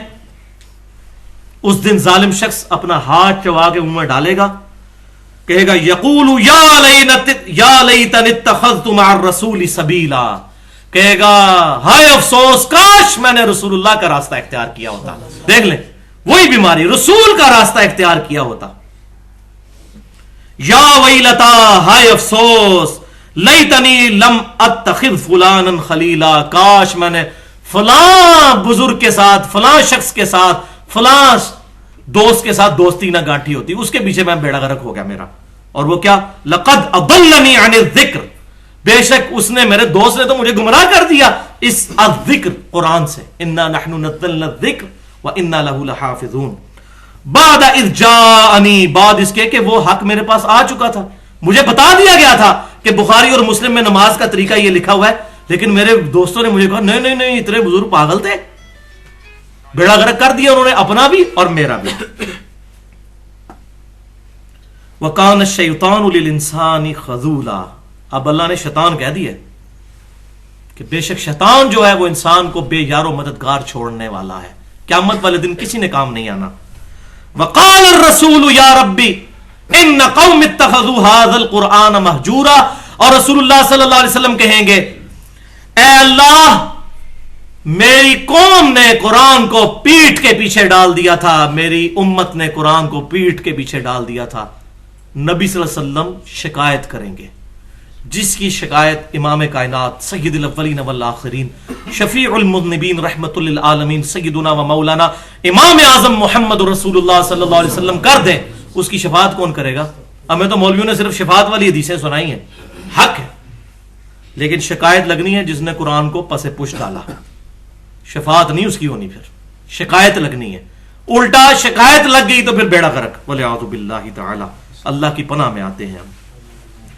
دوسرا موقع سورۃ الاحزاب کی آیت نمبر 66 اور 68، یوم تقلب وجوہہم فی النار، جب قیامت والے دن ان کے چہرے آگ پر تلے جا رہے ہوں گے، الٹ پلٹ کیے جا رہے ہوں گے، جیسے یہ سیخ کباب، تو اللہ تعالیٰ ہمارے ان کے چہرے جب آگ پر الٹ پلٹ کیے جائیں گے، یقولون یا لیتنا اطعنا اللہ و اطعنا الرسول، یہ کہیں گے ہائے افسوس، کاش ہم نے اللہ کی اطاعت کی ہوتی، اس کے رسول کی ہوتی صلی اللہ علیہ وسلم۔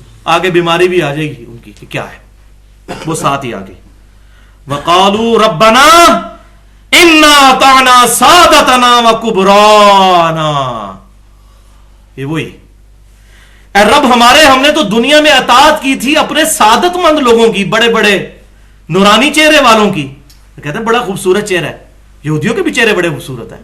الحمدللہ مجھے بھی ایک بندے نے اگلے دن میری ویڈیو پہ کمنٹس کیے ہوئے، وہ ہے دیوبندی مکتب فکر سے تھے، تو وہ مجھے کہنے لگے جی آپ کے چہرے پہ نورانیت نہ ہوتی تو میں آپ کے لیکچر بھی نہ دیکھتا۔ میں نے کہا یار اس نورانیت سے نہ دھوکہ کھاؤ، اس سے نورانی چہرے ہیں جو دنیا کو فراڈ کی طرف چلا رہے ہیں، ہم چہروں کے اوپر فیصلہ کرتے ہیں نا۔ تو کہیں گے اے رب ہمارے، ہم نے تو اطاعت کی بڑے بڑے سعادت مند لوگوں کی، وہ کبرانا، اور بڑے بڑوں کی، اتنے بڑے بڑے، یہ وہ ہے کبرانا، کبیر، بڑے بڑے۔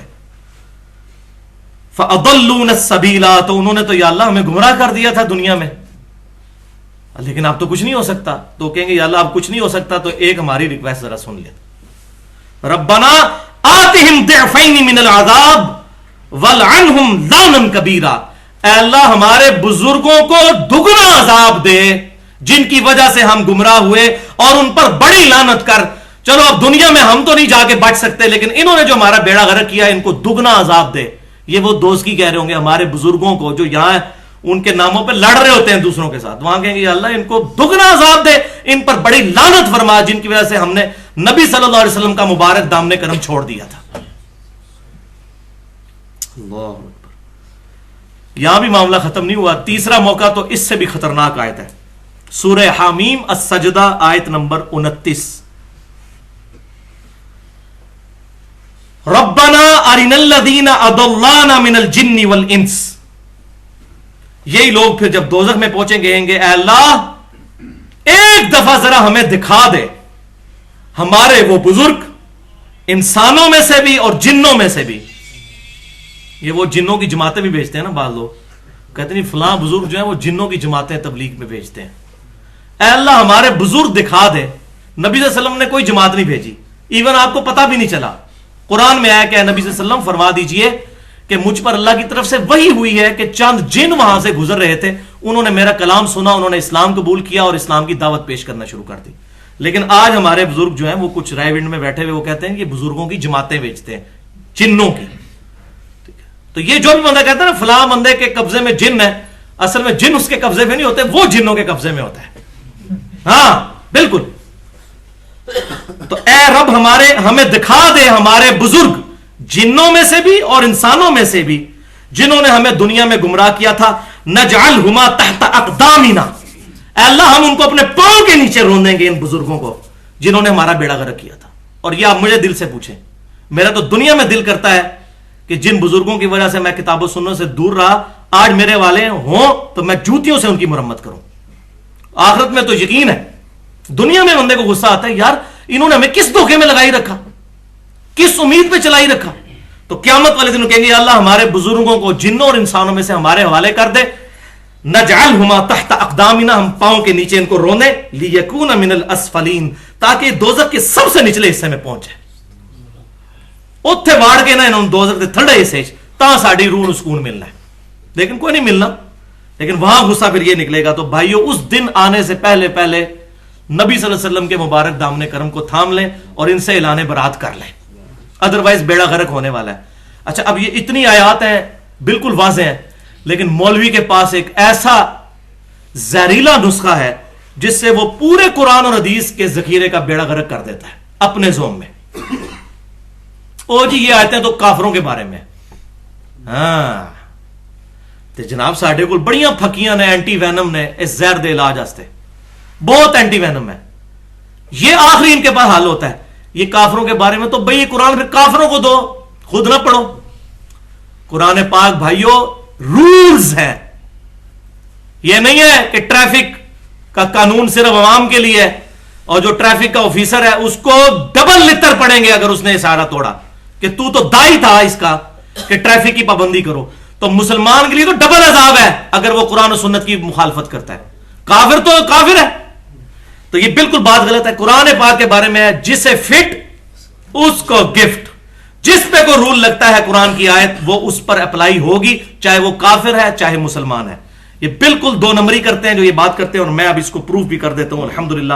مسند امام احمد میں تو بالکل گاڑا فتویٰ ہے نبی صلی اللہ علیہ وسلم کا کہ نمازی کے لیے قیامت والے دن نماز نور, نجات اور دلیل ہوگی, اور بے نمازی کے لیے نہ تو نور ہوگا نہ نجات نہ دلیل, الٹا اس کا حشر فرعون, حامان اور قارون کے ساتھ ہوگا. والعیاذ باللہ تعالی.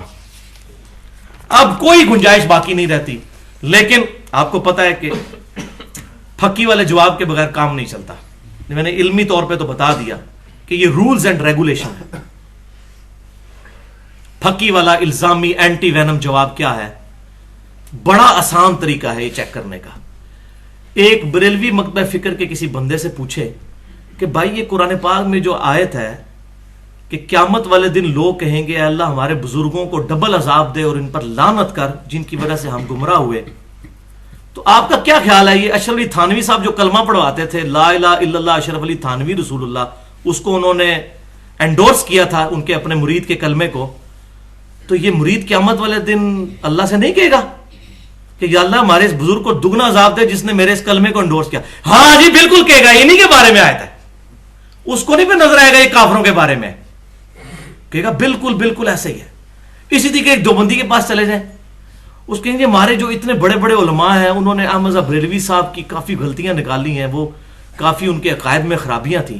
اب لوگ تو احمد بریلوی صاحب کے پیچھے چل رہے ہیں, اور قرآن پاک میں آیت ہے کہ یہ جو چلنے والے پیچھے ہیں نا یہ قیامت والے دن کہیں گے اللہ ہمارے بزرگوں کو دگنا عذاب دے جن کی وجہ سے ہم گمراہ ہوئے. تو یہ احمد بریلوی صاحب کو پھر دگنا عذاب, ہاں جی بالکل ہوگا, کیوں نہیں ہوگا. پھر یہ کہیں گے.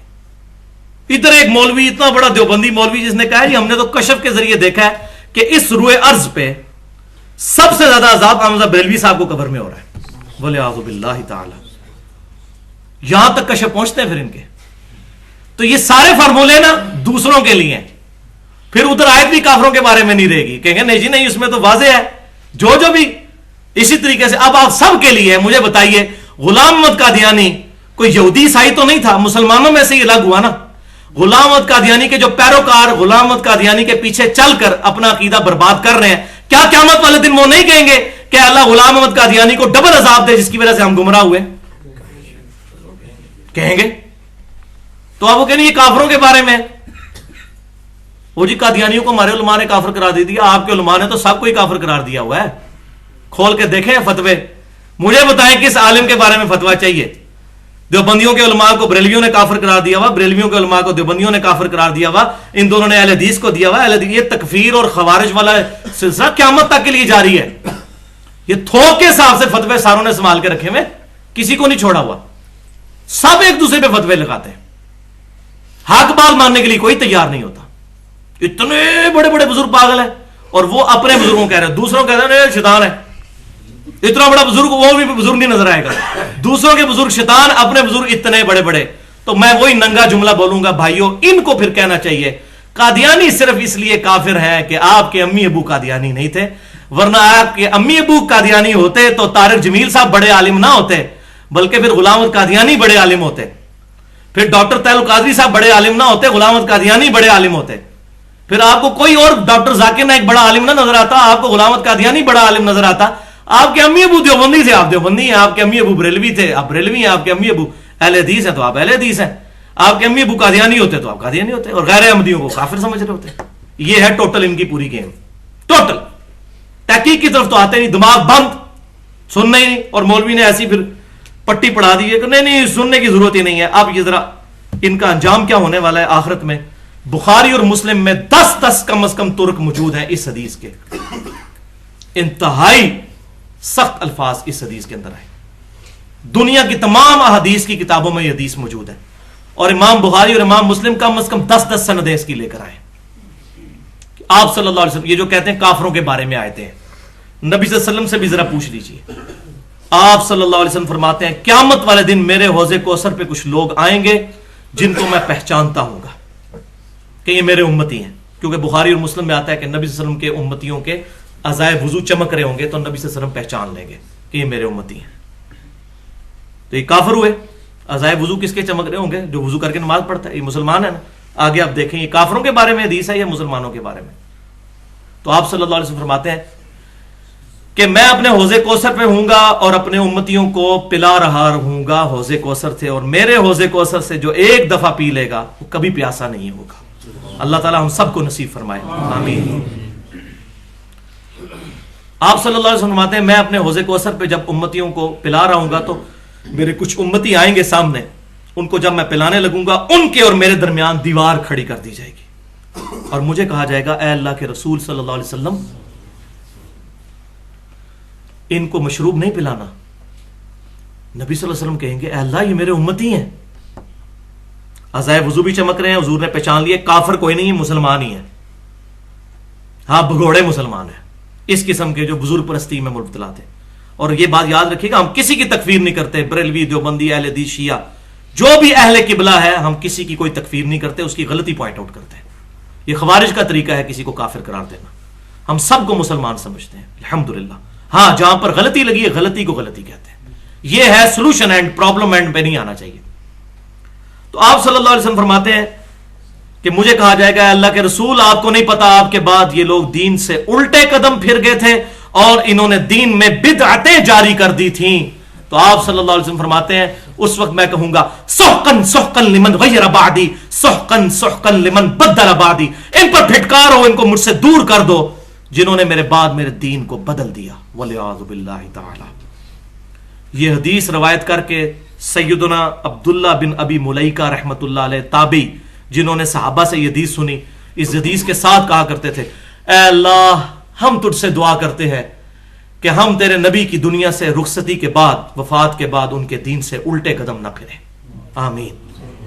یہ وہ دعا کیا کرتے تھے.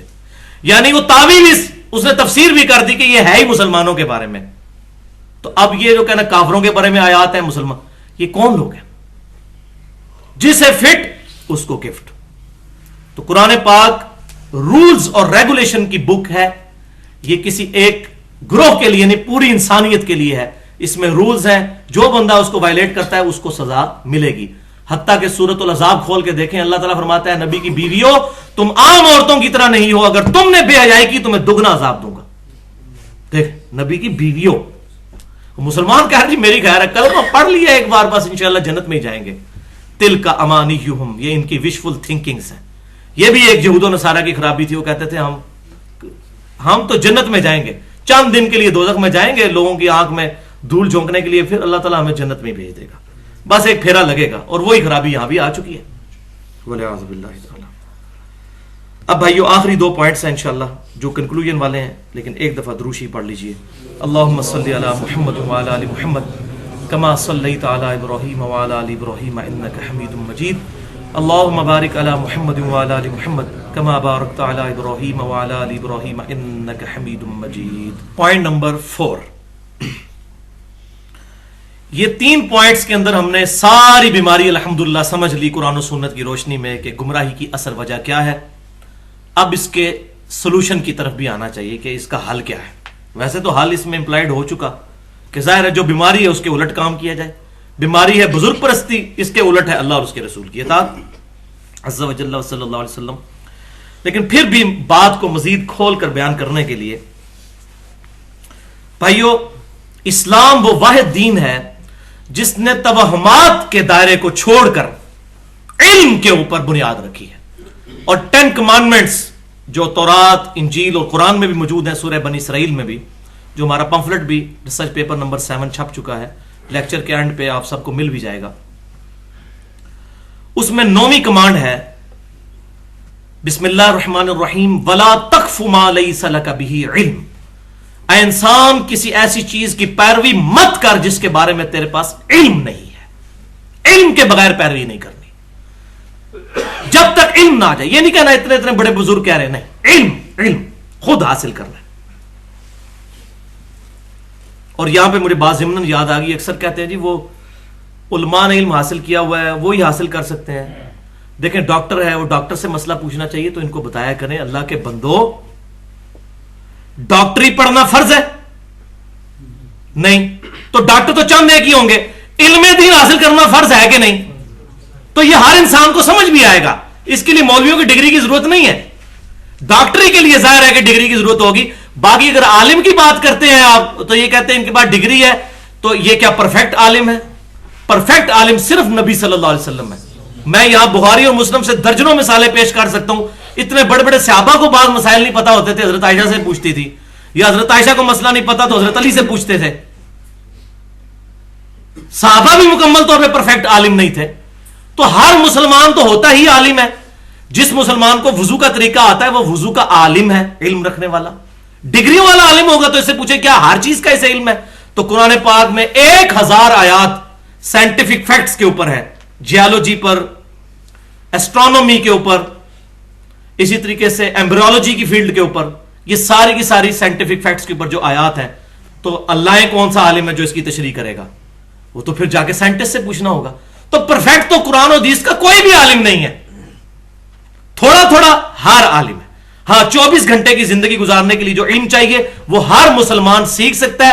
وہ ایک ریڑھی بان بھی سیکھ سکتا ہے، ایک پڑھا لکھا انسان بھی، ایک ڈاکٹر بھی، ایک انجینئر بھی اور ایک ان پڑھ بھی اتنا علم سیکھ سکتا ہے جس سے اس کی 24 گھنٹے کی زندگی گزرنی ہے. اب یہ راکٹ سائنس ہے. ایاک نعبد و ایاک نستعین. اے اللہ ہم صرف تیری عبادت کریں گے اور غائب میں مدد کے لیے دعا میں صرف تجھی کو پکاریں گے. اس کے بعد کوئی شخص تعویل کی غلطی لگ جائے تو الگ بات، اللہ اس کو معاف کرے اور ہدایت پر لائے. کوئی بندہ یا علی مدد کہہ نہیں سکتا اس کے بعد. یہ کوئی راکٹ سائنس نہیں. سورہ فاتحہ کا ترجمہ تو سب کو آتا ہے. اس کے بعد کوئی بندہ قبروں سے فیض لینے کا قائل نہیں ہوگا، اللہ ہی کو پکارے گا دعا میں. تو بھائیو قرآن پاک نے توہمات سے بچا کر علم پر بنیاد رکھی. ولا تقف ما لیس لک بہ علم. اے انسان کسی چیز کی پیروی اس وقت تک مت کر جب تک تیرے پاس علم نہ ہو. ان السمع والبصر والفؤاد کل اولئک کان عنہ مسئولا. بے شک کان، آنکھیں اور عقل. فواد کی اپروپریٹ ٹرانسلیشن ہے عقل. فعید عربی میں کہتے ہیں فائدے والی چیز کو. اس کا ترجمہ دل نہیں بنتا، دل کے لیے قلب کا لفظ استعمال ہوتا ہے. کان، آنکھیں اور عقل، اس کے بارے میں پوچھا جائے گا ان 3 اعضاء کو استعمال کر کے تو نے حق بات حاصل کیوں نہیں کی. یہ اللہ تعالیٰ نے ہر بندے کو دی ہوئی ہے. اگر کوئی پاگل ہو جائے تو اس سے پھر حساب کتاب بھی نہیں. وہ واضح حدیث ہے صحیح بخاری میں. لیکن جس کی کان، آنکھیں اور عقل کام کرتی ہے اس کو پھر یہ ساری چیزیں خود حاصل کرنی ہوں گی. اسلام صرف 2 علوم کو مانتا ہے، تیسرے کسی علم کو نہیں. نمبر 1 ریویلڈ نالج، وحی کا علم، کتاب و سنت کا علم جو اللہ انبیاء کرام کے ذریعے دیتا ہے امتوں کو. اس کو کہتے ہیں ریویلڈ نالج اللہ کی طرف سے.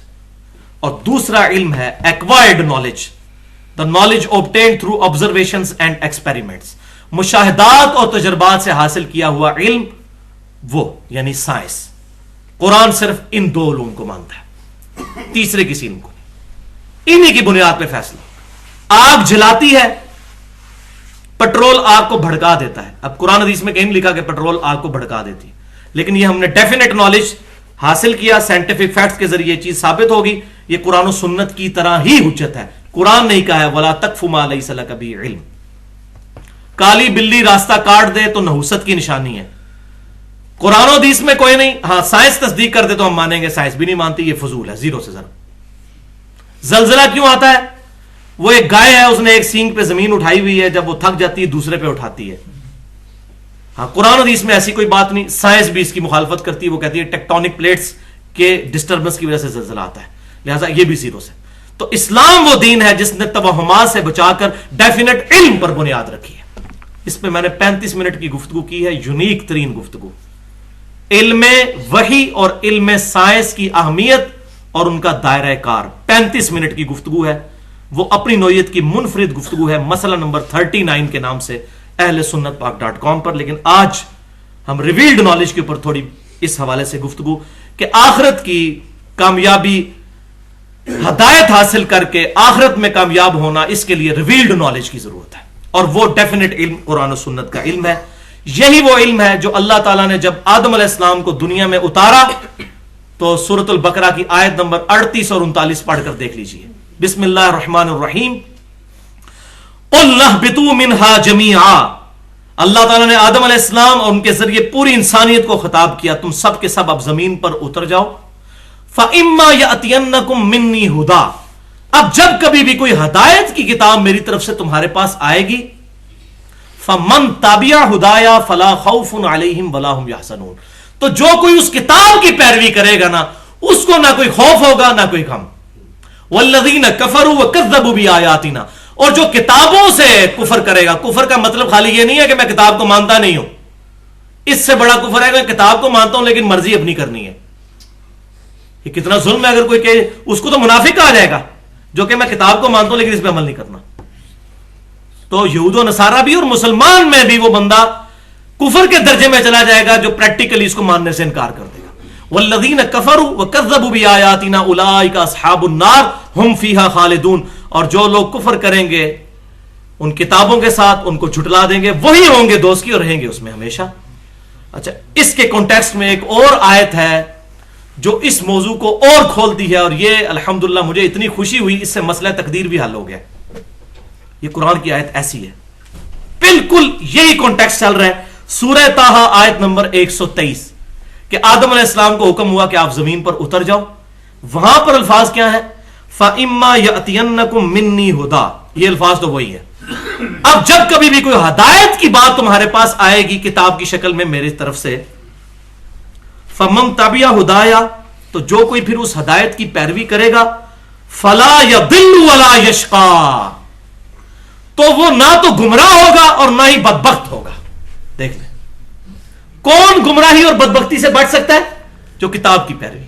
वहां तो आया था कि जो लोग मान लेंगे वो क़यामत दिन अमन में होंगे, लेकिन यहां पर आया फमन इत्तबा हुदाया फला यदिल्लु वला यशका, तो जो कोई हदायत की पैरवी करेगा ना तो वो गुमराह होगा और ना ही वो बदबख्त होगा। इसका मतलब है बदबख्ती हम खुद कमाते हैं, ये कुरान कह रहा है।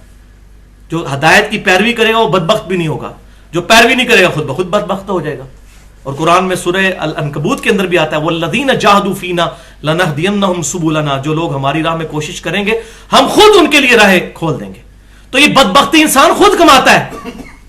ये कहते हैं जी अल्लाह ताला तौफीक देगा। अल्लाह ने तौफीक तब देनी जब आप खुद किक मारेंगे। ईमान इस दुनिया की सबसे एलीट चीज है, अल्लाह ताला इस तरह नहीं बांटेगा। मुसलमान को भी एफर्ट करनी पड़ेगी। ये नहीं है कि मुसलमान के घर पैदा हो गया तो अब जन्नत गारंटेड होगी। हो सकता है ईमान बर्बाद हो जाए मौत के वक्त गुनाहों की वजह से, वलियाज़ु बिल्लाहि ताला। और तीसरी आयत इस कॉन्टेक्स्ट में सूरह सबा की आयत नंबर 50 है। यह आयत हमेशा मुझे अल्हम्दुलिल्लाह तसल्ली देती है, और यह आयत आप लोग घर जाके दोबारा पढ़िएगा। आयत नंबर 50 सूरह सबा। कुल इन दललतु फइन्नमा अदिल्लु अला नफ्सी। महबूब सल्लल्लाहु अलैहि वसल्लम, ये काफिर आपकी बात नहीं मानते ना, आप इनको एक दो टोक बात कर दीजिए कि अगर बिल फर्ज बकौल तुम्हारे मैं गुमराह हूं ना, तो मेरी गुमराही का वबाल मुझ पर ही होगा।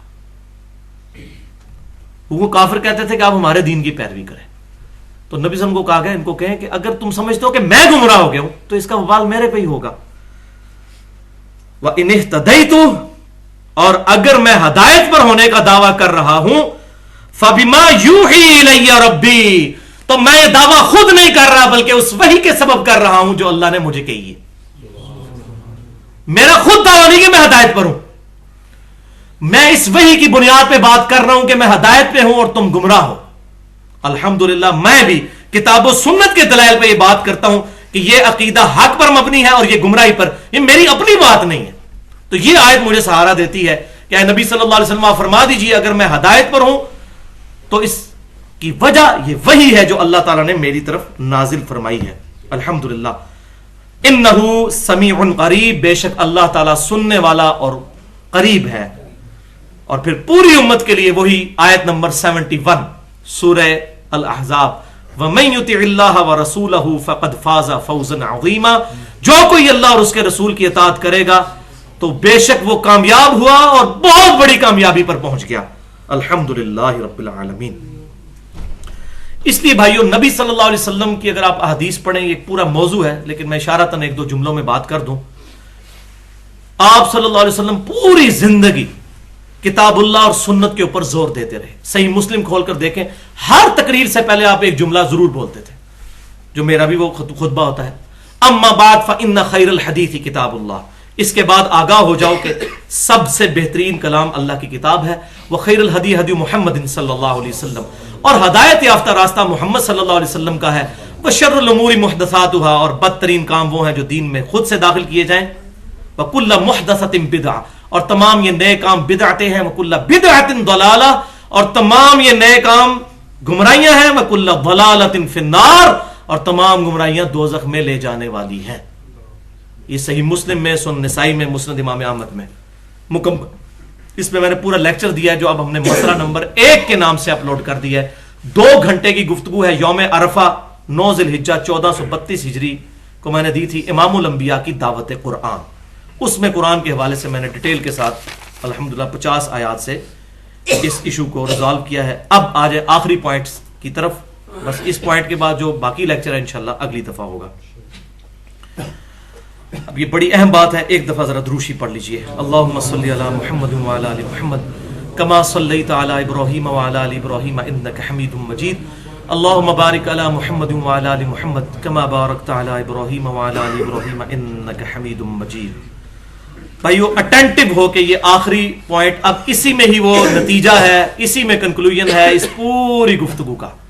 پوائنٹ نمبر 5 میں بڑی اہم بات، بڑی اہم بات، بڑی ہی اہم بات، یہ پلے باندھ لیں کہ یہ ساری گفتگو جتنی ہوئی اس میں اللہ اور اس کے رسول صلی اللہ علیہ وسلم کے مقابلے پر جن پرسنالٹیز کو ہم نے کنڈیم کیا ہے، اس سے مراد ہمارے پہلے 300 سال کے بزرگان دین اور اسلاف نہیں ہیں بلکہ بعد کے لوگ ہیں. اور بعد میں بھی وہ لوگ جو گمراہ ہوئے، سارے نہیں. ان پر فتویٰ کیا ہے وہ اللہ کے سپرد ہم کرتے ہیں. ہم صرف ان کی غلطی کو واضح کریں گے،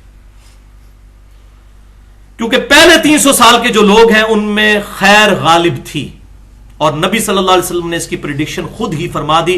صحیح بخاری اور صحیح مسلم کی متفق علیہ حدیث ہے جو تمام دنیا کی حدیث کی کتابوں میں موجود ہے کہ آپ صلی اللہ علیہ وسلم نے فرمایا سب سے بہتر زمانہ میرا ہے، اس کے بعد ان کا جو مجھے دیکھنے والے ہیں یعنی صحابہ کرام علیہم رضوان، اس کے بعد ان کا جو ان کو دیکھیں، اس کے بعد ان کا جو ان کو دیکھیں یعنی صحابہ، تابعین اور تبع تابعین. یہ 3 قرن کہتے ہیں عربی میں زمانے کو. یہ 3 خیر القرون ہیں، 3 بہترین زمانے ہیں. ان کو آپ صلی اللہ علیہ وسلم نے کہا کہ یہ سب سے بہترین زمانے ہیں. اور پھر آپ صلی اللہ علیہ وسلم نے فرمایا اس کے بعد کیا ہوگا، وہ ہو گیا ہوا ہے، جھوٹے لوگ پیدا ہوں گے. نمبر 1. نمبر 2، امانت میں خیانت کرنے والے لوگ. پنجابی میں ویسے بڑی سخت بات ہے لیکن سن لیں. پنجابی میں ایک محاورہ ہے، کتی چورنا رلی ہے. سنا ہوا ہے؟ کتا کس لیے رکھا جاتا ہے؟ گھر کی حفاظت کے لیے. دین کی حفاظت کس کا ذمہ ہوتا ہے؟ علماء کا. جب علماء ہی وہی کام شروع کر دیں کہ لوگوں کو گمراہ کن باتیں بتانا شروع کر دیں تو باہر سے کیا اسلام پہ حملہ ہونا ہے؟ کتی چوروں رل جائے تو اس کا تو علاج ہی کوئی نہیں ہے. وَلِعَاذُ بِاللَّهِ تعالی. تو معذرت اگر کسی کو یہ بات بری لگے لیکن بعض اوقات پنجابی میں یہ چیزیں ٹرانسلیٹ ہو سکتی ہیں. امانت میں خیانت کریں گے. امانت دی تھی, قرآن حدیث ڈائریکٹ نہ پڑھنا, گمراہ ہو جاؤ گے. قرآن حدیث ڈائریکٹ نہ پڑھنا, ہمارے بزرگوں نے منع فرمایا ہے. انہوں نے یہ کتاب لکھ کے آپ کے حوالے کر دی, آپ یہ پڑھیں, فضائل اعمال, فضائل سنت, الرحیق المختوم, یہ کتابیں پڑھیں آپ. 14 ستارے پڑھیں, اہل تشیع کی کتاب, چاروں دے نام لے رہے, کوئی ناراض نہیں ہونے لگا انشاءاللہ. الرحیق المختوم میں بھی بہت ضعیف روایتیں موجود ہیں. تیسرا فرمایا کہ جھوٹی گواہیاں دیں گے وہ لوگ, جھوٹی گواہیاں دیں گے, دیتے ہیں اللہ کی قسم آپ ہمارے ساتھ چلیں انشاءاللہ میں قیامت دن آپ کو بخشوا لوں گا. پھر شیخ عبد القادر جیلانی رحمۃ اللہ علیہ کا نام لیں گے, جھوٹی گواہیاں دیں گے. اور چوتھی چیز, یہ مجھے سمجھ نہیں آتی تھی, اب سمجھ آئی ہے. آپ صلی اللہ علیہ وسلم فرمایا کہ چوتھی چیز 300 سال کے بعد, یعنی 3 قرن کے بعد آئے گی کہ لوگ موٹے ہوں گے اور موٹاپے کو پسند کریں گے. اب یہ سمجھ نہیں آتی تھی موٹاپے کو پسند کرنا کیا ہوتا ہے. ہمیں تو موٹا بندہ اچھا ہی نہیں لگتا, موٹاپے کو پسند کریں گے کیا مطلب؟ سیدھی جی گل ہے, موٹاپے کو پسند کریں گے, تند ہوں گے. اور آپ دیکھ لیں ان کو کتنا کتنا کھاتے ہیں یہ, اور کس طرح توندیں نکلی ہوتی ہیں, اتنے موٹے موٹے ہوتے ہیں. اسی پھر گاڑیوں میں بیٹھتے ہیں اور فرض کے بعد سنت موقع بھی نہیں پڑھ سکتے, پھر وہ اجرے میں چلے جاتے ہیں جی, وہاں جا کے پڑھتے ہیں. تو یہ مجھے سمجھ نہیں آتی تھی کہ موٹاپا عام ہو جائے گا اور موٹاپے کو پسند کریں گے. کسی کو بیماری ہو الگ بات ہے, لیکن یہ تو نہیں کہ سارے مولویوں کو ایک ہی بیماری لگ گئی ہے. اتنا بڑا تو یہ کوئی وبائی مرض تو نہیں ہے کہ جو پھیل گیا ہے. موٹاپا کوئی وبائی مرض بھی نہیں, یہ بھی یاد رکھیے گا. تو یہ وبائی, ہاں روحانی طور پہ وبائی مرض ہے, جس کے اندر وہ بیماری موجود ہے کہ وہ فتنہ مال کے اندر مبتلا ہو چکا ہے اور قتال سے بھاگتا ہے اور زہد کی زندگی سے بھاگتا ہے, اور بخاری اور مسلم کی اس حدیث کو بلا چکا ہے, اے اللہ محمد اور آل محمد کو بس اتنا ہی دینا کہ ان کے روح اور جسم کا رشتہ برقرار رہے. یہ حدیثیں صرف بخاری مسلم میں لکھنے کے لیے ہیں, ان پہ عمل نہیں کرنا. 4 بندوں کی خوراک کھا جاتے ہیں, اور پھر وہ خوراک پوری کرنے کے لیے پھر انہوں نے طریقے ڈیوائز کیے ہوئے چندے کے. پھر تقریریں کرتے ہیں جی آپ تو چونکہ جہاد پہ جا نہیں سکتے, آپ کی تو بڑی مصروفیت ہے, تو آپ ہمیں چندہ دے دیں, آپ کی جگہ ہم کر لیں گے. وہ اس طرح چلتا ہے. یہ آخری کنکلوژن پھر اس طریقے سے ہوتی ہے. اللہ ماشاءاللہ میں سب کو نہیں کہہ رہا, اہل حق بھی موجود ہوں گے, لیکن مجھ سے نہیں پوچھنا اہل حق کون ہے, مجھے بھی کوئی نہیں پتا, تو میں احتیاطاً کہہ رہا ہوں. تو جب قتال سے بھاگیں گے, جہاد سے دور ہٹیں گے, تو پھر موٹاپے کو پسند کریں گے. یہ حدیث الحمدللہ مجھے سمجھ آئی ہے اس ہفتے میں کہ یہ موٹاپے کو پسند کریں گے, موٹاپا عام ہو جائے گا. یہ 300 سال کے بعد یہ کام کیا ہوا, اور یہ 300 سال کا عدد بخاری اور مسلم کی متفق علیہ حدیث ہے. آپ صلی اللہ علیہ وسلم نے فرمایا اس وقت جو روئے زمین پر زندہ ہے 100 سال نہیں گزریں گے کہ اسے موت آ جائے گی. اور ابن عمر کے صحیح مسلم میں الفاظ ہیں کہ آپ نے اپنی وفات سے 1 مہینہ پہلے یہ بات کہی تھی, اور آپ یہ بتانا چاہ رہے تھے کہ صحابہ کا قرن یعنی صحابہ کا زمانہ 100 سال کے اندر ختم ہو جائے گا. اور ہمیں پتا ہے کہ آخری صحابی ابو طفیل عامر بن واصلہ رضی اللہ تعالیٰ عنہ المتوفا 110 ہجری, حضور صلی اللہ علیہ وسلم کی وفات کے تقریباً 99 ایئرز اور کچھ مہینوں یعنی 100 سال کے بعد وہ فوت ہوئے. ان کے بعد دنیا میں کوئی صحابی زمین پر زندہ نہیں تھا, یعنی آخری صحابی حضور سے 100 سال کے بعد فوت ہوئے. تو پہلے 100 سال صحابہ کا قرن, اس سے اگلے 100 سال تابعین, اور اس سے اگلے 100 سال تبع تابعین. اور الحمدللہ ہماری تمام احادیث کی جو میجر کتابیں ہیں وہ انہی 300 سال کے اندر خیر القرون میں لکھی گئی ہیں. یہ بہت بڑا ایڈوانٹیج ہے. لہٰذا اس زمانے میں جو ہمارے بزرگان دین ہیں وہ واقعی بزرگان دین ہیں, جن کے بارے میں نے کہا کہ ان کی قدموں کی خاک میری آنکھوں کا سرما. تابعین میں سے حسن بصری ہوں رضی رحمت اللہ علیہ, ابن سیرین رحمت اللہ علیہ, اتنے بڑے تابعی, سعید بن مسیب, سعید بن جبیر رحمہم اللہ اجمعین. پھر اس کے بعد آپ تبع تابعین میں آ جائیں, امام اوزائی, امام حنیفہ رحمۃ اللہ علیہ, امام مالک رحمۃ اللہ علیہ, اور اسی طریقے سے اس کے بعد تبع تابعین کے اندر امام احمد بن حنبل, عبداللہ ابن مبارک, سفیان بن عیینہ, اور اس کے بعد امام بخاری, امام مسلم, امام ابو داؤد, یہ تمام کے تمام لوگ الحمدللہ یہ اہل حق, اہل سنت کے منہج کے علماء تھے. اہل سنت یا اہل حدیث یا اصحاب الحدیث فرقہ نہیں, منہج. فرقہ واریت اسلام میں حرام ہے, وہ انشاءاللہ میں بتاؤں گا جب ٹاپک آئے گا. تو یہ ہے صحیح بزرگان دین, اور ان کی تعلیمات کیا ہیں, یہ کن چیزوں کو حق سمجھتے تھے, وہ الحمدللہ الگ سے میں 3 لیکچرز دے چکا ہوں, ان کا میں تعارف کروا دیتا ہوں. لیکچر نمبر 1 تقلید اور اتباع سنت میں کیا فرق ہے، یہ مسئلہ نمبر 10 کے نام سے 50 منٹ کی گفتگو ہے اہل سنت پاک .com پر کہ تقلید کیا ہے اور اتباع سنت کیا ہے، ان دونوں میں کیا فرق ہے۔ دوسرا مسئلہ نمبر 11 کے نام سے صرف 25 منٹ کی گفتگو ہے تقلید اور پہلے 300 سال کے مسلمانوں کے بزرگان دین، یہ بزرگان بے دین نہیں، بزرگان دین اسلاف۔ اور تیسرا اجماع کی حجیت اور اس کی 17 مثالیں، مسئلہ نمبر 31 کے نام سے 40 منٹ کی گفتگو ہے اہل سنت پاک .com پر۔ اور چوتھا لیکچر تو میں سمجھتا ہوں یہ تمام ایشوز کو ریزالو کر گیا جو ہماری پچھلی سیٹنگ ہوئی تھی، رفع الیدین سے متعلق فرقہ وارانہ نظریات کا تحقیقی جائزہ، اس میں تقلید کا مسئلہ، یہ سارے ایشوز ریزالو ہو گئے ہیں۔ 140 منٹ کی گفتگو ہے اہل سنت پاک .com پر مسئلہ نمبر 70B کے نام سے۔ تو یہ ہیں وہ اصل بزرگان دین جن کے بارے میں قرآن میں آیا فَاسْأَلُوا أَهْلَ الذِّكْرِ إِن كُنتُمْ لَا تَعْلَمُونَ، اگر تمہیں علم نہیں تو اہل علم سے پوچھ لو۔ یہ اللہ سے ڈرنے والے ہیں، یہ جعلی ڈگریوں والے علماء نہیں ہیں۔ جعلی ڈگریوں والے سیاست دان ہیں، جعلی ڈگری والے علماء بھی ہیں۔ ظاہر ہے وہ ڈگری جعلی ہے کہ اگر کوئی بندہ ڈگری لے کر بھی لوگوں کو غلط بات بتا رہا ہے، وَلِعَاذُ بِاللَّهِ تَعَالَى، یہ وہ نہیں ہے بزرگ فرماتے ہیں اور حضرات فرماتے ہیں۔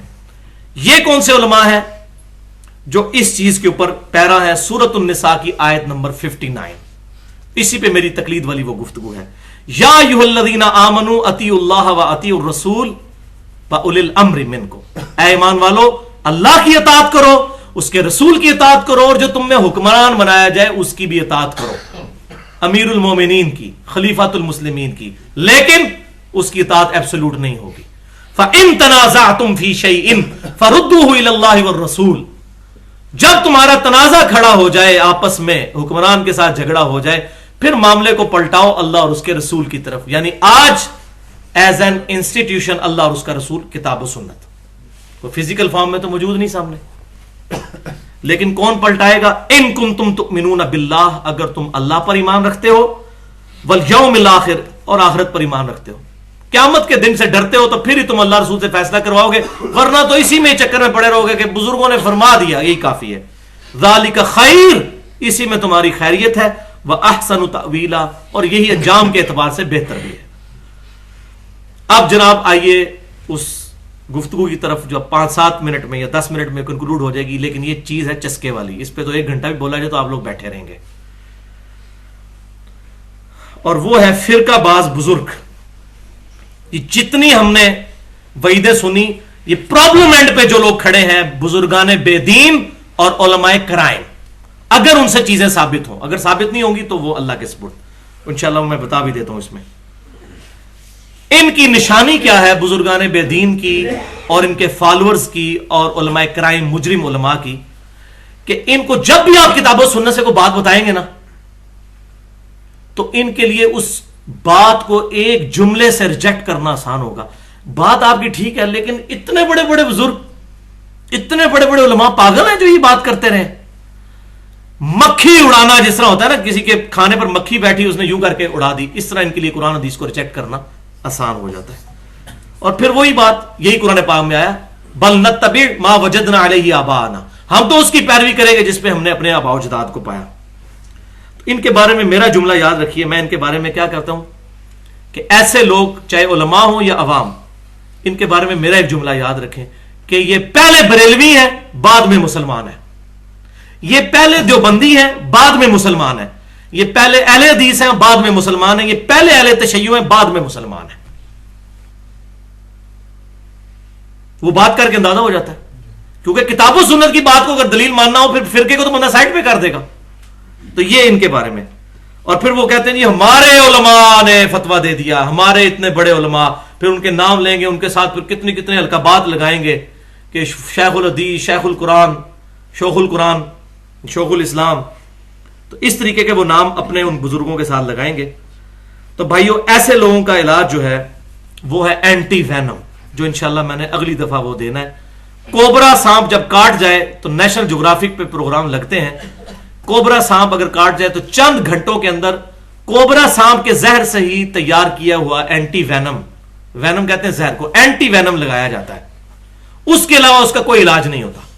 تو بھائیو جو کہتے ہیں نا اتنے بڑے بڑے بزرگ پاگل ہیں، تو ہم بھی پاگل ہوتے ہیں جب ان کو کتاب و سنت سے بات بتائیں، کیونکہ وہ کتاب و سنت کو تو مانتے ہی کوئی نہیں۔ اتنا ہی مانتے ہیں کہ یہ ہے تو یہ پاگل بننا ہے ان کو کتاب و سنت سے مزید دلائل دینا. ان کے لیے علاج ہے وہ کوبرے والا, اینٹی وینم, پھکی جس کو کہتے ہیں پنجابی کے اندر, اور اردو میں الزامی جواب کہ اچھا یہ ہے تو پھر یہ بھی ہے, منطق والا لاجیکل آنسر, وہ ہے ان کے لیے اینٹی وینم. اور یہ الحمدللہ قرآن پاک میں ہمیں بتایا گیا ہے. اللہ تعالیٰ نے بھی قرآن پاک میں اس طرح کے بہت جوابات دیے ہیں. سورہ ال عمران میں اللہ تعالیٰ فرماتا ہے نا کہ عیسیٰ علیہ السلام کو کہتے ہیں یہ چونکہ عیسیٰ علیہ السلام بغیر باپ کے پیدا ہوئے ہیں تو یہ الہ ہیں. تو اللہ تعالیٰ نے فرمایا کہ عیسیٰ کی مثال تو آدم کے اللہ کے نزدیک آدم کی سی ہے. آدم علیہ السلام کا تو نہ باپ تھا نہ ماں. تو اگر یہی دلیل ہے ان کو رب ماننے کی کہ ان کا باپ کوئی نہیں تھا, تو آدم علیہ السلام تو بڑے پھر رب ہوئے معاذ اللہ, ان کی تو ماں بھی کوئی نہیں تھی. تو یہ ہے وہ الزامی جواب جس کو کہتے ہیں منطق والا جواب, لاجیکل آنسر, کہ اگر یہ ہے تو پھر یہ بھی مانو. اور آدم علیہ السلام کو تو وہ بابا آدم کہتے ہیں اور کہتے ہیں ابا جی آدم, ان کو تو رب ماننے کے لیے تیار ہی نہیں کرسچنز. تو یہ ہے اینٹی وینم, اور اس کا ذکر بھی قرآن پاک میں موجود ہے. سورۃ النحل کی آیت نمبر 125, یہ ہر دائی کو یاد ہونی چاہیے. بسم اللہ الرحمن الرحیم. ادعو الی سبیل ربک بالحکمہ والموعظۃ الحسنہ, اپنے رب کی طرف بلاؤ لوگوں کو حکمت کے ساتھ اور بڑے اچھے طریقے سے واز کر کے. یہ دو کیٹیگری کے لوگ ہیں. کچھ حکمت کی باتیں مان جاتے ہیں کہ یار بات لاجیکل ہے, یار واقعی اگر حدیث میں لکھا ہے تو ماننی چاہیے. کچھ لوگ واز سے مانتے ہیں کہ ان کو دھواں دار تقریر کی جائے, ڈرا دیا جائے. اچھے رلانے والے بعض وائزین بھی ہوتے ہیں, صحیح بات ہو تو ٹھیک ہے.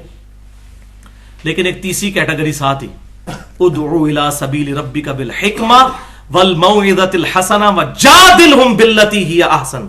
یہ تیسری کیٹیگری کہ جو پھر ایسے لوگ ہیں نا جو بندے ضد پہ اڑے ہوئے ہیں, ان کے لیے وجادلہم, ان سے مجادلہ کرو. یہ دجل دیتے ہیں نا لوگوں کو, ان کے ساتھ پھر ڈیبیٹ کرو. جادل بلکہ یہ اس معاملے میں آتا ہے جھگڑا. پھر ان کے ساتھ جھگڑا کرنا پڑے گا. جھگڑا کیوں کرنا پڑے گا, مجادلہ کیوں کرنا پڑے گا؟ اس لیے کہ وہ تو پیسے لے کے اپنے ممبروں سے بات کر رہے ہیں, انہوں نے آپ کی بات کہاں ماننی ہے؟ جھگڑے کے بغیر تو ماننی نہیں. یہ لیکن یہ جھگڑا کوئی فزیکل جھگڑا نہیں, علمی جھگڑا ہوگا. وہی اینٹی وینم کہ یار آپ کی بات ٹھیک ہے لیکن پھر اس کا کیا جواب ہے. اور وہ اینٹی وینم کیا ہے؟ وہ ہے کہ ایسی باتیں ان کو بتائی جائیں کہ یہ خود اپنے کانوں کو ہاتھ لگائیں اور ممبروں سے یہ بات کرتے ہوئے شرمائیں. اگر وہ کہتے ہیں نا ہمارے بزرگوں کی ساری باتیں ٹھیک ہیں, تو ان کو کہیں 2-4 باتیں ہم بتاتے ہیں جو میں نے 19 جمع کی ہیں, اس پہ ایک لیکچر دے دیں جمعے کا کہ ہمارے بزرگ یہ کہہ گئے ہیں. مطلب ہمارے بزرگ کلمہ پڑھوا کے گئے ہیں لا الہ الا اللہ چشتی رسول اللہ, نعوذ باللہ. تو یہ بتائیں, یہ واقعہ کتابیں اب کتابیں آج بھی چھپ رہی ہیں, ان کو کنڈیم بھی کوئی نہیں کر رہا. لا الہ الا اللہ اشرف علی تھانوی رسول اللہ والعیاذ باللہ تعالی. تو یہ بتائیں کہ یہ ہمارے بزرگوں کے عقیدے تھے, اور اتنے بڑے بڑے بزرگ تھے کہ انہوں نے اپنے ناموں کے کلمے بھی پڑھائے ہیں تاکہ لوگ ماریں لتر آپ کو, پھر لوگوں کو پتا چلے آپ کا اصلی چہرہ. تو آپ کیوں نہیں بتاتے لوگوں کو؟ اور یہ میں آپ کو بتاؤں, یوٹیوب پہ پورے مناظرے پڑے ہوئے ہیں. بریلویوں نے جب لا الہ الا اللہ اشرف علی تھانوی رسول اللہ کے اوپر مناظرہ کیا تو دیوبندیوں نے کہا آپ کے بزرگ بھی تو لا الہ الا اللہ چشتی رسول اللہ لکھ کے گئے ہیں. انہوں نے کہا چلو ٹھیک ہے, پھر دو طرف ہو گئے, صاحب برابر ہو گیا. یہ اسی طریقے سے ہے کہ میرا بیٹا اسکول میں فیل ہو جائے تو میں کہوں بیٹا تو کیوں فیل ہوا, تو کہ ابو جی آپ کے دوست کا بیٹا بھی فیل ہو گیا. میں کہوں ہاں بالکل ٹھیک ہو گیا. یہ جواب ہے, یہ جواب اپنے آپ کو دھوکا. اور یہی مناظرے ہو رہے ہوتے ہیں. اگر آپ مناظرے دیکھیں, چاہے آپ جناب مناظرہ دیکھیں حنیف قریشی صاحب کا, طالب الرحمان شاہ صاحب کا جو اہل حدیث کے عالم ہے, حنیف قریشی صاحب بریلویوں کے, الیاس گمن صاحب دیوبندیوں کے, ان کے اگر مناظرے دیکھیں نا, اس میں شرائط شروع میں کیا مانی ہوتی ہیں. اگر آپ نے ہماری کوئی ایسی بات بتا دی جو کتاب و سنت کے خلاف ہوئی اور ہم نے آپ کے بزرگ کی اسی طرح کی بات بتا دی تو وہ نیوٹرل ہو جائے گی. بالکل یہ ہے. یہ اس وقت بڑا مشہور ہوا ہے مناظرہ حنیف قریشی اور طالب الرحمان شاہ کا. وہ آپ اس کی شروع کی شرائط انہوں نے پڑھ کے سنائی ہے کہ اگر ہم کوئی ایسی بات گستاخانہ جو آپ ہمارے بزرگ کی بتائیں اور ہم اسی طرح کی آپ کے بزرگ کی بتا دیں گے تو وہ بات ختم ہو جائے گی. یہ تو بات پبلک میں ختم کریں گے نا, آپ اللہ کی بارگاہ میں کیا جواب دیں گے؟ تو میرے نزدیک تو اس مناظرے کے بعد ان دونوں کو کلمہ پڑھنا چاہیے تھا. جو کچھ انہوں نے اس مناظرے میں کیا ہے, میرے نزدیک تو دونوں زیرو ہو گئے اس مناظرے کے بعد. اتنی بڑی بڑی, اور کہتے ہیں صوفیاء کی شتیہات ہیں, اس طرح کے عجیب و غریب نام انہوں نے ڈیوائز کیے ہوئے ہیں والعیاذ باللہ تعالی. تو ایسی گستاخیاں ان کو بتائی جائیں, ان کو ممبروں سے بیان کریں تاکہ لوگ بھی کانوں کو ہاتھ لگائیں اور آپ کو لتر ماریں, لوگوں کے دماغ کھلیں گے, پھر ان کو بات سمجھ آئے گی. تو یہ ایک आकाश बेल जैसे वो दरख्त के साथ चमट जाती है ना, तो दरख्त को जो भी खुराक देना वो परवरिश नहीं पाता। जब तक इन लोगों से ये आकाश बेल नहीं ना लाग की जाएगी, ये गुस्ताखाना इनकी बातें दिखा के, इनको किताबो सुन्नत को ही नहीं समझ आना। तो इनको इनकी आकाश बेल जो है पहले अलग करें, और ये हक होगा फिर कड़वा, उसके लिए फिर तैयार रहना है। और वो सूरह यूनुस की आयत नंबर 15 है। काफिर कहते थे ए नबी सल्लल्लाहु अलैहि वसल्लम इस कुरान को बदल दो या कोई और कुरान लेकर आओ, ये बड़ा सख्त बातें करता है, ये तो बिल्कुल क्लियर कट बातें करता है। तो नबी सल्लल्लाहु अलैहि वसल्लम ने कहा कि मुझे तो इस चीज का इख्तियार ही नहीं है कि मैं अपने जी से इसको बदल दूं। इन्नी अखाफु इन असैतु रब्बी अज़ाब यौमिन अज़ीम, मैं तो खुद अपने रब से डरता हूं कि अगर बिलफर्ज मैंने भी अपने रब की नाफरमानी की तो बड़े दिन का अजाब मुझे भी आ पकड़ेगा। ये सूरह यूनुस की आयत नंबर 15। फिर आयत नंबर 16 में नबी सल्लल्लाहु अलैहि वसल्लम से कहलवाया गया, नबी इनसे फरमाइए मैं इतना अरसा तुम्हारे अंदर रहा हूं, तुमने कभी कोई ऐसी हिकमत की बात मुझसे सुनी थी? अचानक रातों रात ही मैं ऐसी बातें करने लग पड़ा। मैंने किसी शायर की शागिर्दी नहीं की, किसी हकीम की मैंने शागिर्दी नहीं किया, और रातों रात इतनी फसाद वाला कलाम बयान कर रहा हूं, इसके सिवा और क्या होगा? मेरी 40 साल की जिंदगी तुम पर गवाह है कि यह कुरान अल्लाह की तरफ से, अल्हम्दुलिल्लाह। तो यह कड़वा काम मैंने किया है, वो पंफलेट अंधाधुंध पैरवी का अंजाम। अगली दफा वो आपको पंफलेट भी मिल जाएगा, उसमें 19 गुस्ताखाना अकायद हैं। फिर उसी की, और इसमें अल्हम्दुलिल्लाह सोल्यूशन एंड पे, प्रॉब्लम एंड नहीं। मैंने तमाम उलमा के नाम पूरे एहतराम से लिखे हैं। मौलाना अहमद रजा बरेलवी साहब, मौलाना अशरफ अली थानवी साहब, कोई गुस्ताखी नहीं की, अबारतें उनकी किताबों से लिखी हैं, नीचे कुरान का अकीदा लिखा है, और यह भी नहीं कहा कि इससे रिजल्ट ये निकलता है। का फैसला आपके हाथ में। दोनों तस्वीर के रुख दिखा, इससे और क्या मुहज़्ज़ब तरीका हो सकता है? अल्हम्दुलिल्लाह। इसी की एक्सटेंशन पे फिर 3 और रिसर्च पेपर हैं, ये सारे ahlesunnatpak.com पे हैं। एक रिसर्च पेपर नंबर 2B है, गैर इस्लामी नजरियात बामुकाबला सही इस्लामी अकायद। दूसरा, कब्रों से फैज के अकीदे का तहकीकी जायजा। और तीसरा, राफजियत, नासबियत और यजीदियत का तहकीकी जायजा।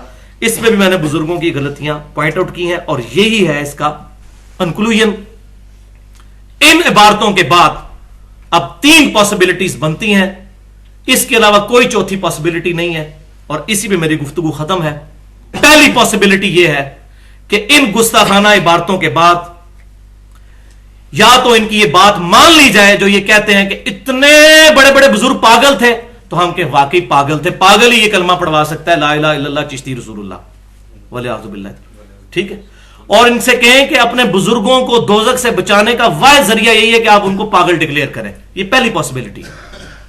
हम पागल आदमी कलमा इस तरह का पढ़ ले तो अल्लाह ताला उसकी पकड़ नहीं करेगा। सही बुखारी में हदीस है, 3 लोगों की पकड़ नहीं है, पागल की, सोए हुए शख्स की, और जो नाबालिग है।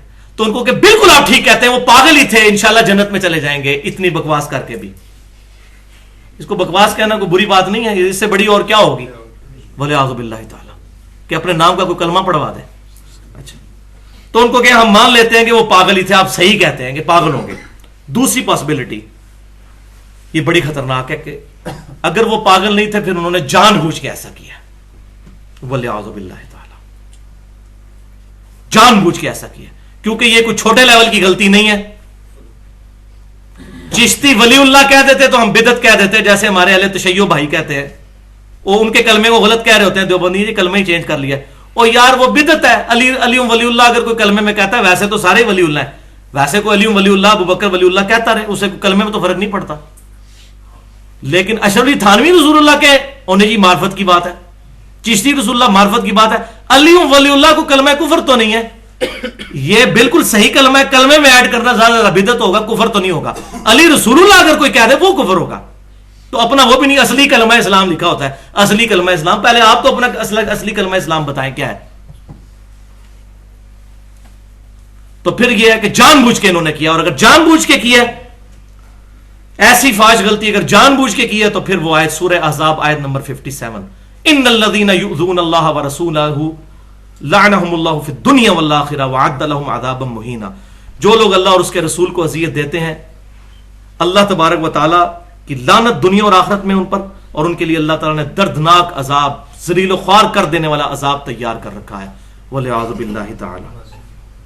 अब तीसरी और आखिरी पॉसिबिलिटी इसमें क्या है, जो मैं जिस तरफ समझता हूं कि इसमें आफियत हो सकती है, मैं इस पॉसिबिलिटी के साथ हो सकता हूं, बड़ा थोक के हिसाब से उसने जन रख के।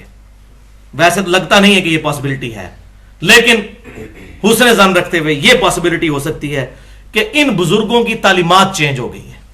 ان بزرگوں نے چشتی رسول اللہ نہیں پڑھوایا، انہوں نے اشری تھانوی رسول اللہ نہیں پڑھوایا، انہوں نے گستاخیاں نہیں کی ہیں، انہوں نے کچھ اور کتابیں لکھی تھیں، کتابیں بعد میں بدل گئی، یہ پاسبلٹی، اس میں بزرگوں کو ایج مل سکتا ہے۔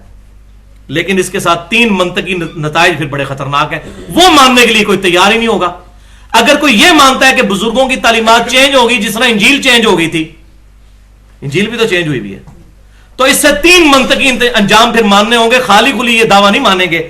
پہلا یہ ہوگا کہ ان کتابوں کی اشاعت فوراً بند کی جائے اور ان کے سارے نسخے ریٹریو کیے جائیں اور علنان ممبروں پہ کہا جائے کہ یہ فسادی کتابیں ہیں، تبدیل ہوئی بھی، اور ان کو چوک میں رکھ کے آگ لگائی جائے۔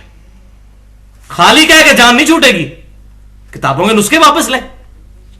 دوسری منطقی انجام، پھر لوگوں کو کہیں کہ یار یہ ہم بزرگوں کے پیچھے آپ کو لگایا ہوا تھا، خدا کے لیے اللہ نے حفاظت کا ذمہ لیا ہے قرآن اور حدیث کا، بزرگوں کی کتابوں کی تو کریڈیبلٹی خراب ہوگی۔ اور یہ جو کہتے ہیں نا جی اچھی بات لے لیں قرآن حدیث والی اور بری چھوڑ دیں، تو اچھی بھی ادھر سے لینے کی ضرورت ہے، وہ پہلے ہی قرآن حدیث میں موجود ہے۔ کہتے ہیں جی قرآن حدیث کے مطابق ہے تو لے لیں، نہیں ہے تو چھوڑ دیں، تو وہ پہلے ہی قرآن حدیث میں موجود ہے، اس کو ہی کیوں لینا ہے؟ ایسے کر کے کان کیوں پکڑنا ہے؟ گندگی کے ڈھیر سے ہی کیوں چیز نکالنی ہے؟ جب صاف ستھری سبزی آپ کو مل رہی ہے تو گندگی کی ڈھیر پہ کوئی اگا ہوا آلو آپ نے لے کے پکانا ہے؟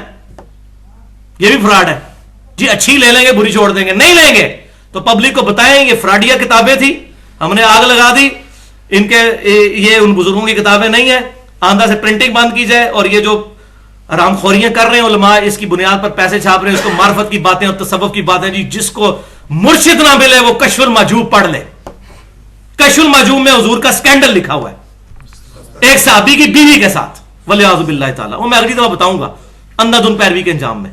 نبی صلی اللہ علیہ وسلم اپنی صحابی کی بیوی پہ نظر پڑی، ان کو پسند آ گئی، بعد میں حضور نے شادی کر لی، والعیاذ باللہ۔ یہ ہے جناب مرشد کشف المحجوب۔ علی بن عثمان اجویری صاحب فوت ہو کے اللہ کے پاس چلے گئے، تھوک کے حساب سے اس نے ظن رکھتا ہوں کہ انہوں نے نہیں لکھا ہوگا، لیکن یہ پچھلے تو مجرم ہیں جو یہ چھاپ رہے ہیں اور یہ تصوف کا سکر اور صاف ثابت کرتے ہیں، اس سے یہ مجرم ہے۔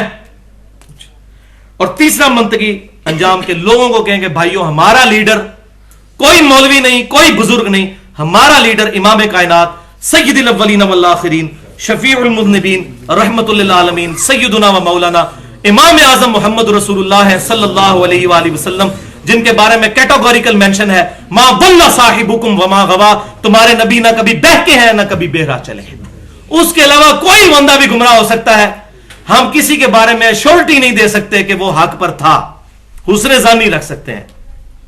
صحابہ کرام علیہم رضوان یا اہل بیت کے بعد اللہ تعالیٰ سے دعا ہے جو حق بات میں نے کہی ہمارے دلوں میں راسخ فرمائے، اگر جذبات میں میرے منہ سے کوئی غلط بات نکل گئی تو اللہ تعالیٰ ہمارے دلوں سے معاف کر دے، ہمیں کتاب و سنت کی تعلیمات پر عمل کر کے دوسرے بھائیوں تک پہنچانے کی توفیق عطا فرمائے۔ اور بھائیوں جہاں یہاں جتنے کوئی 80 90 یا 100 کے قریب لوگ بیٹھے ہوئے ہیں، اس دعوت کو عام کریں اور اگلی دفعہ مزید لوگوں کو دعوت دے کر وہ اینٹی وینم کے لیے لوگوں کو لے کر آئیں تاکہ لوگوں کو بتایا جائے۔ الحمدللہ انڈیا پاکستان میں جو گمراہی اس وقت پھیل چکی ہے، اس وقت اس کا علاج ہی اینٹی وینم ہے، اینٹی وینم کے بعد انہوں نے قرآن و سنت کو ماننا شروع کرنا ہے۔ سبحانک اللہم و بحمدک اشہد ان لا الہ الا انت استغفرک و اتوب الیک وما علینا الا البلاغ المبین۔